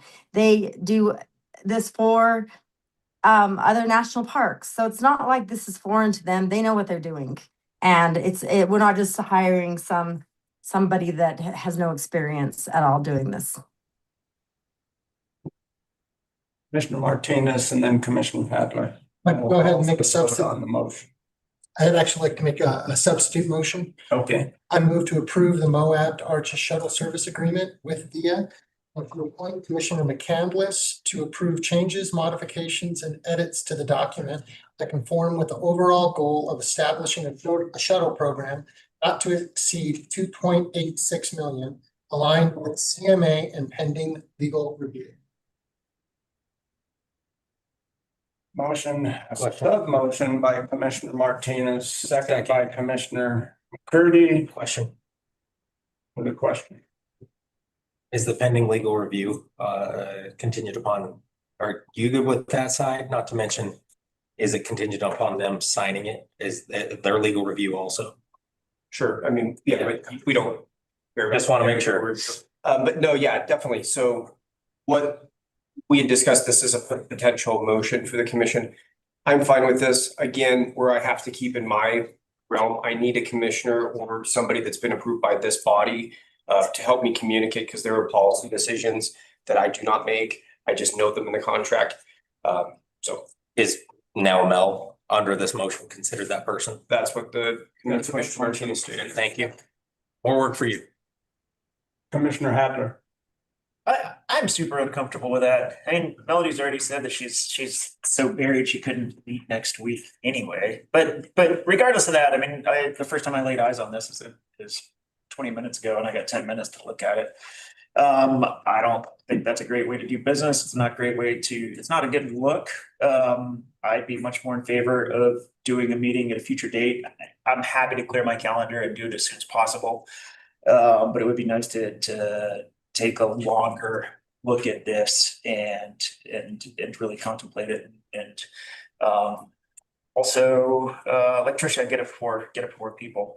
So I wouldn't vote for Brian's motion. I think a special meeting would be far preferable from my standpoint. would there be, and again, commission can do whatever it wants. Would there be appetite with the understanding that if you had commissioner, maybe do a 3-person subcommittee, and then having that subcommittee have the ability to finalize it? 3 commissioners might have an easier schedule than 7 commissioners, but if there was cross representation on that, I'm just trying to figure out how to get this resolved. If you guys are trying to get it resolved, because the other thing that has to happen is not only do we have to finalize it with the county's portion of it, we have to share that with Via, and then we have to execute the contract. And the proposed start date would be September 1st on the contract. So if I'm just noting that for consideration. What kind of so if there's a 3-person subcommittee, what kind of time period obligation are we talking? That's a year guy. It's a commission decision, but what we're seeing is if Commissioner McCandless is not available, if you guys had a 3-person commission that had the authorization to go through the contract with the attorney's office to review conditions and terms, perhaps you guys could come to an agreement on a portion of that, as opposed to trying to schedule a meeting next week. I'm providing an alternative option. I don't care what the commission does. We can do it tonight, we can do it a different night. But I'm just trying to think out loud. All right, with that, I would say that I think it would be fine to leave that up to Commissioner McCandless. I mean, she can pull in Commissioner Hadler and Commissioner Martinez or myself, whoever she likes to help move this forward. I'm gonna call for a vote on the substitute motion by Commissioner Martinez, seconded by Commissioner McCurdy. Those in favor? Those opposed? The motion passes with Commissioner Hedin, Commissioner Hadler, and Commissioner McGann opposed. And we will move on to item number 15, consideration of $500K from the transit tax in Fund 47, reserves for the use on the Moab to Arches shuttle. And I'm the one that put this on here. I do believe that for I just wanted to go back to that last item for a second, if that's all right with you. Sure. I just wanted a little clarification on Brian's motion and just so next steps, just so everybody knows, because it was still a little bit unclear to me. What are we looking at now? So the next steps would be, I've got the markups and the edits. Commissioner McCandless would be the representative for the commission. She'd present the position of the client. For me, would go through the edits and the markups and make any adjustments that are necessary on the contract using her input, provide it to me, and I'd go through and make changes on the contract, communicate with Commissioner McCandless, and I would assume Ms. Jeffers, and then they would finalize it and we would execute it. And likely ratify or likely have the chair sign it, but it would likely be at a future consent agenda item after ratification. So it basically would come back to us. No. Right. No. Okay. No, it's not coming back to us. Commissioner McCandless, go ahead. I was gonna make a motion on this next one. Are we ready to go to that, or do you want me to answer Jacques? No, I got clarity. That's all right, Mel. So it's not. Okay. Yeah, I mean, there's really only 2 things on that contract that Stephen needs to make sure. But we need to send that contract back to VIA with the changes, and then VIA sends it back to us, and then we're good to go. And there's 2 items that he needs. He just basically needs, I don't think a meeting to have all of us back together is necessary to execute that agreement. But so I was going to make a motion on the transit tax fund of 47 to fund $350,000 towards the budget, the current budget. And I think that was noted in the clerk auditor's report earlier, even though that. Yeah, that's already what he has in there, but I was just making that motion. So I've got a motion by Commissioner McCandless, second by Commissioner Martinez. Discussion? Oh, clerk auditor, thank you. Yeah, I just wanted to clarify, especially for the chair, because we had a conversation about that amount being 300 and not 350. And I just wanted to point out, or just make sure to clarify, just to make sure that we're all on the same page here. On the Monday workshop, there was the draw from the fund balance that was quoted at that time was 209,000, I believe. And there was an additional 35,000. There was a bolded note to that item. That there was an adjustment to insurance that we had to incorporate into the budget that added another 35,000 to salary and benefit expenses that at that time I didn't have the GL codes to be able to put it in the budget somewhere. So it was just included at that time as a note. And I think that created a little bit of misunderstanding about the amount that might have been to be pulled to cover and eliminate the draw from the fund balance. So I just wanted to make that note just to make sure that we're all on the same page and that I didn't ignore you or that we're communicating well about it. Thank you. Thank you. Further comment, Commissioner Hedin? You can go ahead, Jacques. Okay, thank you. So previously in our budget that we approved for 26 last fall, we ended up with a a draw of roughly $340,000 out of the general fund in order to balance the budget. Right. Okay, so in this, so we're talking here about making a $350,000 draw out of Fund 47 to balance our budget amendment. I just want to make it super clear that we're actually increasing our draw by $10,000 out of savings. It's just taking it out of a different savings account. So what we're doing here, instead of taking $340,000, we've changed quite a few things. We've made a few more expenses that weren't budgeted last year, a few significant ones. And again, instead of taking the $340 out of the general fund, we're now taking $350,000 out of a different savings account, a savings account that's considerably more restrictive, but it's a savings account nonetheless. And it's a savings account that if we draw it down, it's a savings account that we can use in the future for a number of projects, and we can get into that. I'm sure we will. But if those funds were to be needed in the future, with this fund drawn down, we would have to take those funds out of another place. I'm personally not, and I said this at the budget workshop too, I'm not very comfortable taking those funds out of Fund 47. I know we are going to have to take funds out of an account to balance these expenditures. And I'd be willing to take some of the funds out of Fund 47, but I just want to make it clear what that's used for. And I assume that's why Cody's here too. Fund 47 is, it generally funds GCAT. It has in the past funded a lot of the maintenance on our paved bike paths. I believe it's also gone to fund salaries that oversee other aspects of GCAT, such as recreational trails. Most of my concern is a lot of the paved path. I literally ride it 4 times a week. I rode it this morning.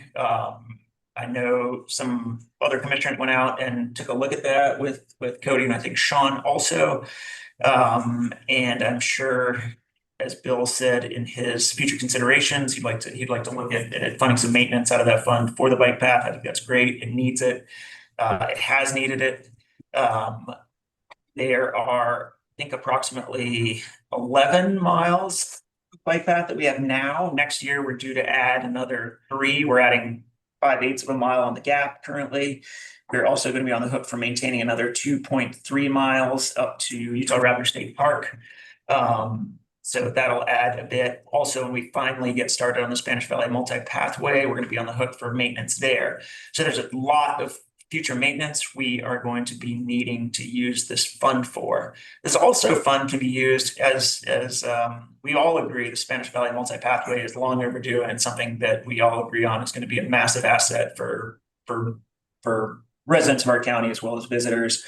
Mostly residents. It's a transportation corridor. That's all those people in those new neighborhoods south of town commuting to Moab. We can use these funds to fund that Spanish Valley Drive multi-use pathway right now. We can use them as match funds for grants in the future. It's so all those funds are available for that. As Brian pointed out in the workshop, like why not use the most restrictive funds for something that we can use them for, i.e. the shuttle. And again, I'm less comfortable with that.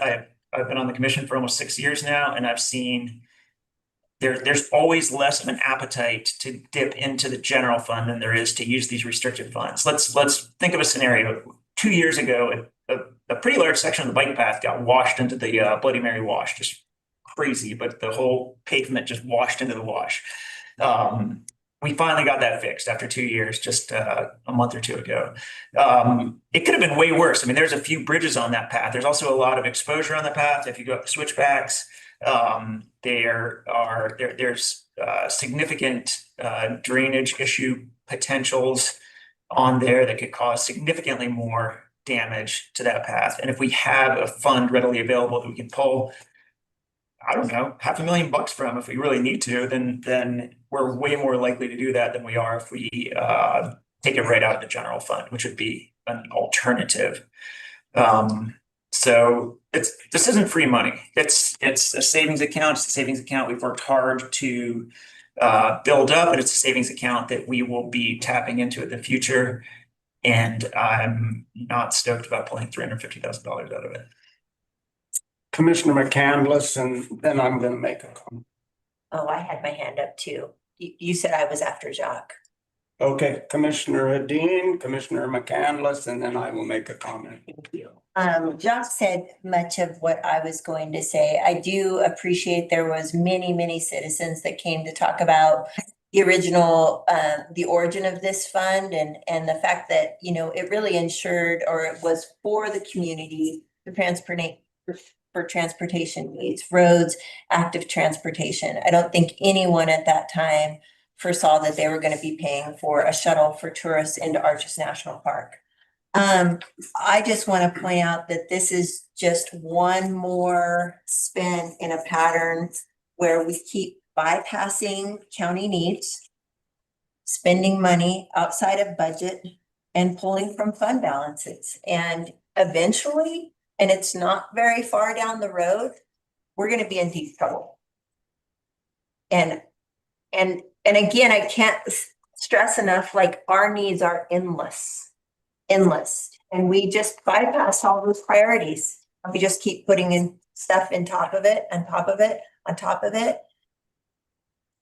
And I guess the final statement I'm gonna make, and then I'll just my frustration level is so high tonight.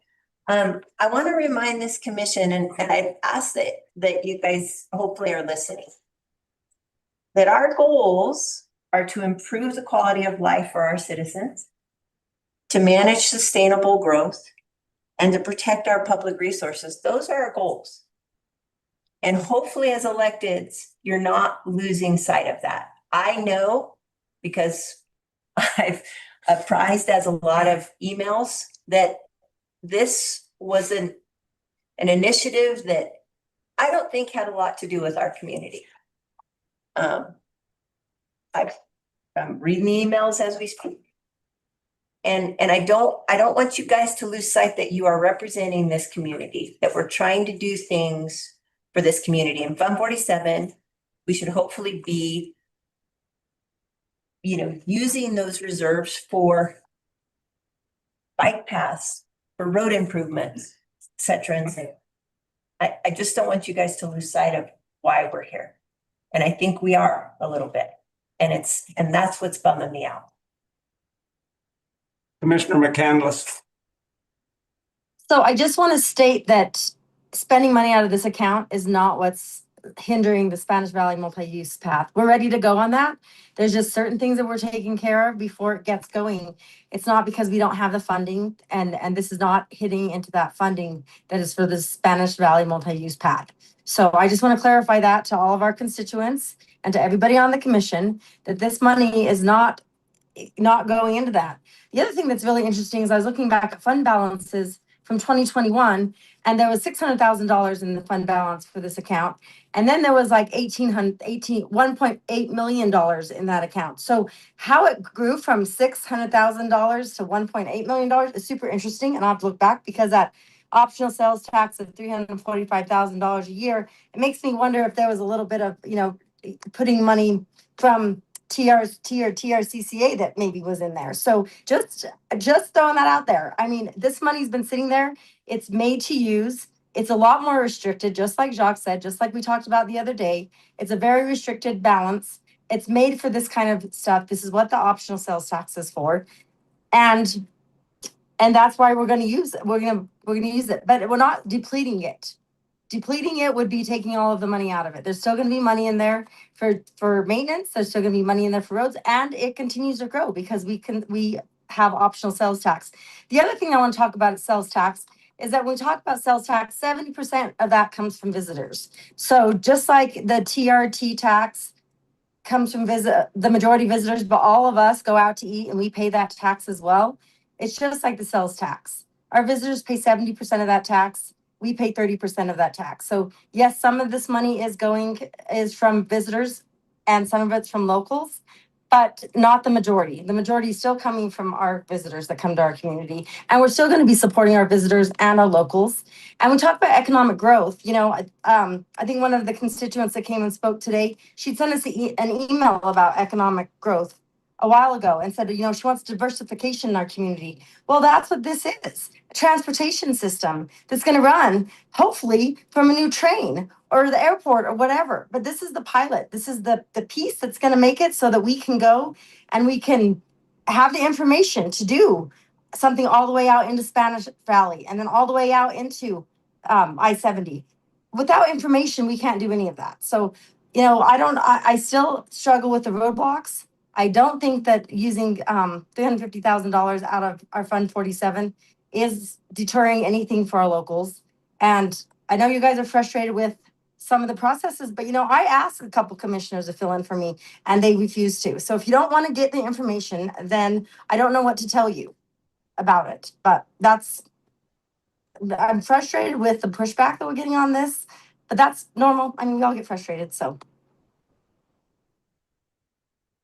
I know Commissioner Martinez is wanting to speak up over there, but I'm going to start. You know, I'm always amazed at the level of professionalism by other commissioners on this board, and also by the hypocrisy that goes on in this room. And I just want to bring up that the River Pathway, I worked on a $2.5 million grant to extend that. Then I worked with UDOT that came up with $10 million. Now, did I do it alone? No. There was also staff involved with those. I've worked with UDOT to get $500,000 worth of funding for the Mud Springs Road.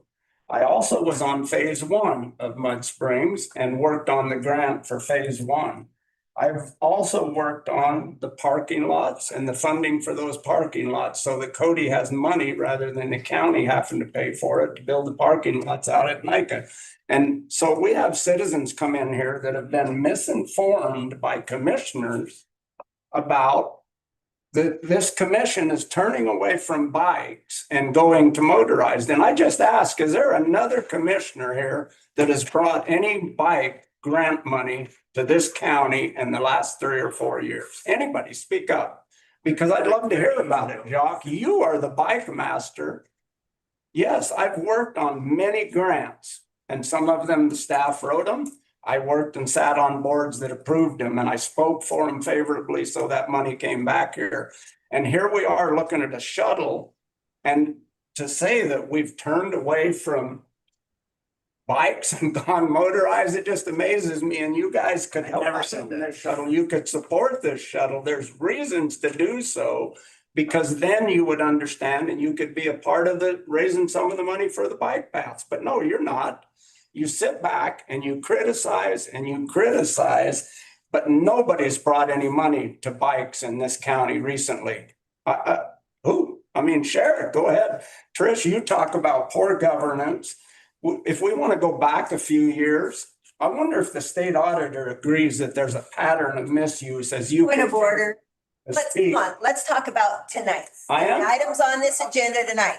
You're airing grievances. Pattern of misuse of funds in this county. Point of order. Now, You're the acting chair and you're just airing grievances. there he is. Point of order, Bill. You don't get to change this discussion, Trish. It isn't your right. Discussion all the time. If you can't chair it, then you shouldn't be chair. Point of order. I'm leaving. Yeah, I'm not going to. Commissioner Martinez, go ahead. So you're gonna. You guys, note on it. Hey guys, thanks, Joe. You're an angel. Thanks for your service. Wait, holding on. I'll miss you next year. Commissioner Martinez. I got Dean. Yes, I'll just call for a vote. All right, we're gonna call for a vote. Those in favor? I'm abstaining. Those opposed? None stated, one abstention. That was 350. The motion was made 350. Correct. Yeah. Have a great night. It wasn't 500. All right, the motion passes with 4 in favor, 1 abstention, and 2 walkouts. And we will move on to what we have left here. Number 16. Number 16, county contributions to non-county entities and special districts. I got you. Commissioner Martin, or McCandless, no, Commissioner. We got a lot of McCurdy, them, so- Sorry. I move to direct staff to create policies and procedures for non-county entities and special districts to request donations or funding support from the county for future considerations by the commission. Motion by Commissioner McCurdy, Second. second by Commissioner Martinez. Discussion? This was a long time coming. I know a lot of my special service districts are quite interested in this also, so. All right, call for a vote. Those in favor? Aye. Passes 4 with 3 commissioners missing, Commissioner Hadler, Commissioner Hadeen, and Commissioner McGann. And We ain't going into close this one. We still have to vote on the item I think it was from the Yes. I got you. airport. And Mr. Item, Francis. I, extension of airport lease agreement. And so, Mr. Way to hang out. Just, Please come up. okay, just one comment real quickly. Thanks for the reminder, Mel. The airport's leases, all of them right now by our current minimum standards state that they are 30 years with 4 5-year extensions at the end. So they're all 50 years right now by pattern. I'm not sure why this one got signed outside of that, but we're basically just taking it from 2022 and making it the 50-year that everyone else on the airfield has gotten. And it's my opinion that your FBO actually being the only entity on the airport that you actually require to do certain things and to contribute and to invest in the airport probably ought to get at least as good a lease as everybody else is getting. And I would even argue and will in coming months that we should make the standard lease term for all airport properties less and keep the FBO lease at the same length.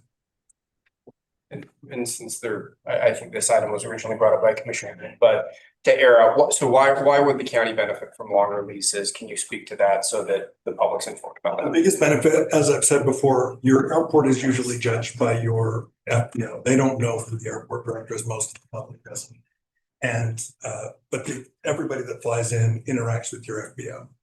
We require them to do certain things. If you look at our minimum standards, we've got a long list of things that we make them do, all for the right to sell fuel.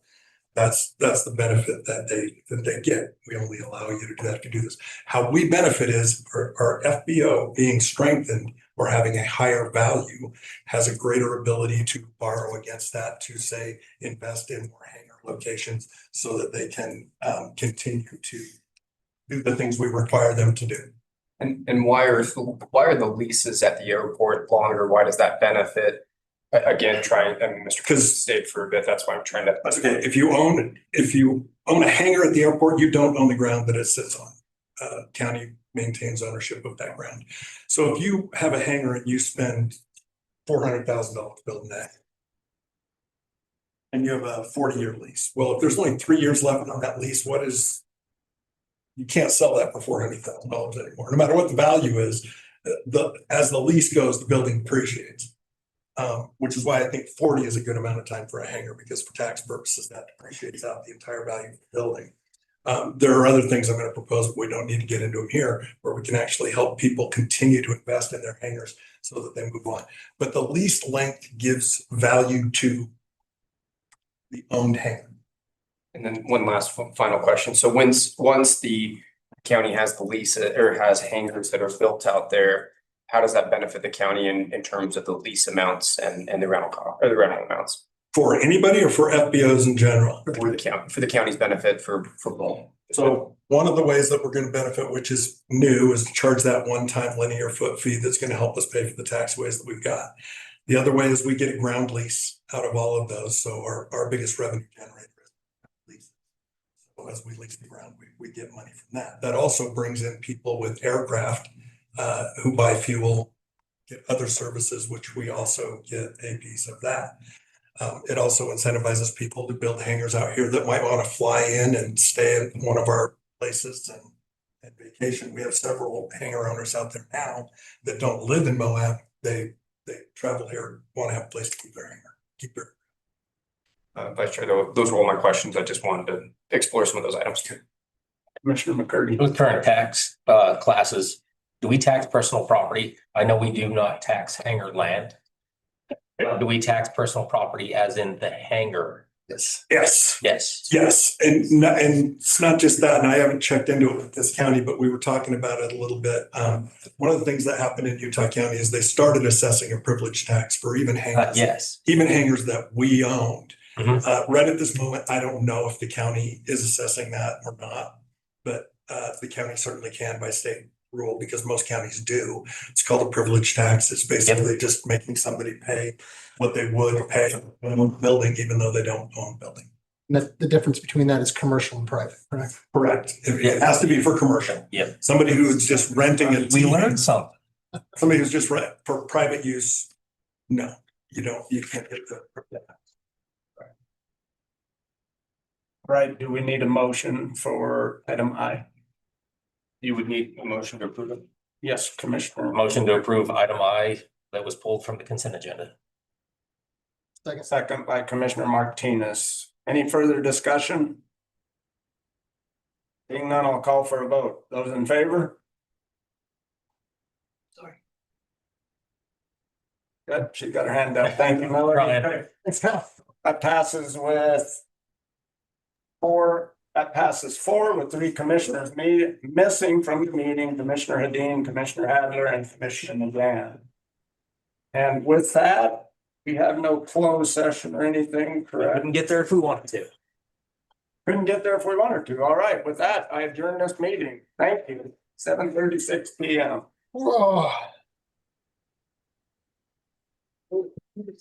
I didn't throw it off. Too, but that tax. Tax calculator and that whole graph, we really, yeah. Hang on.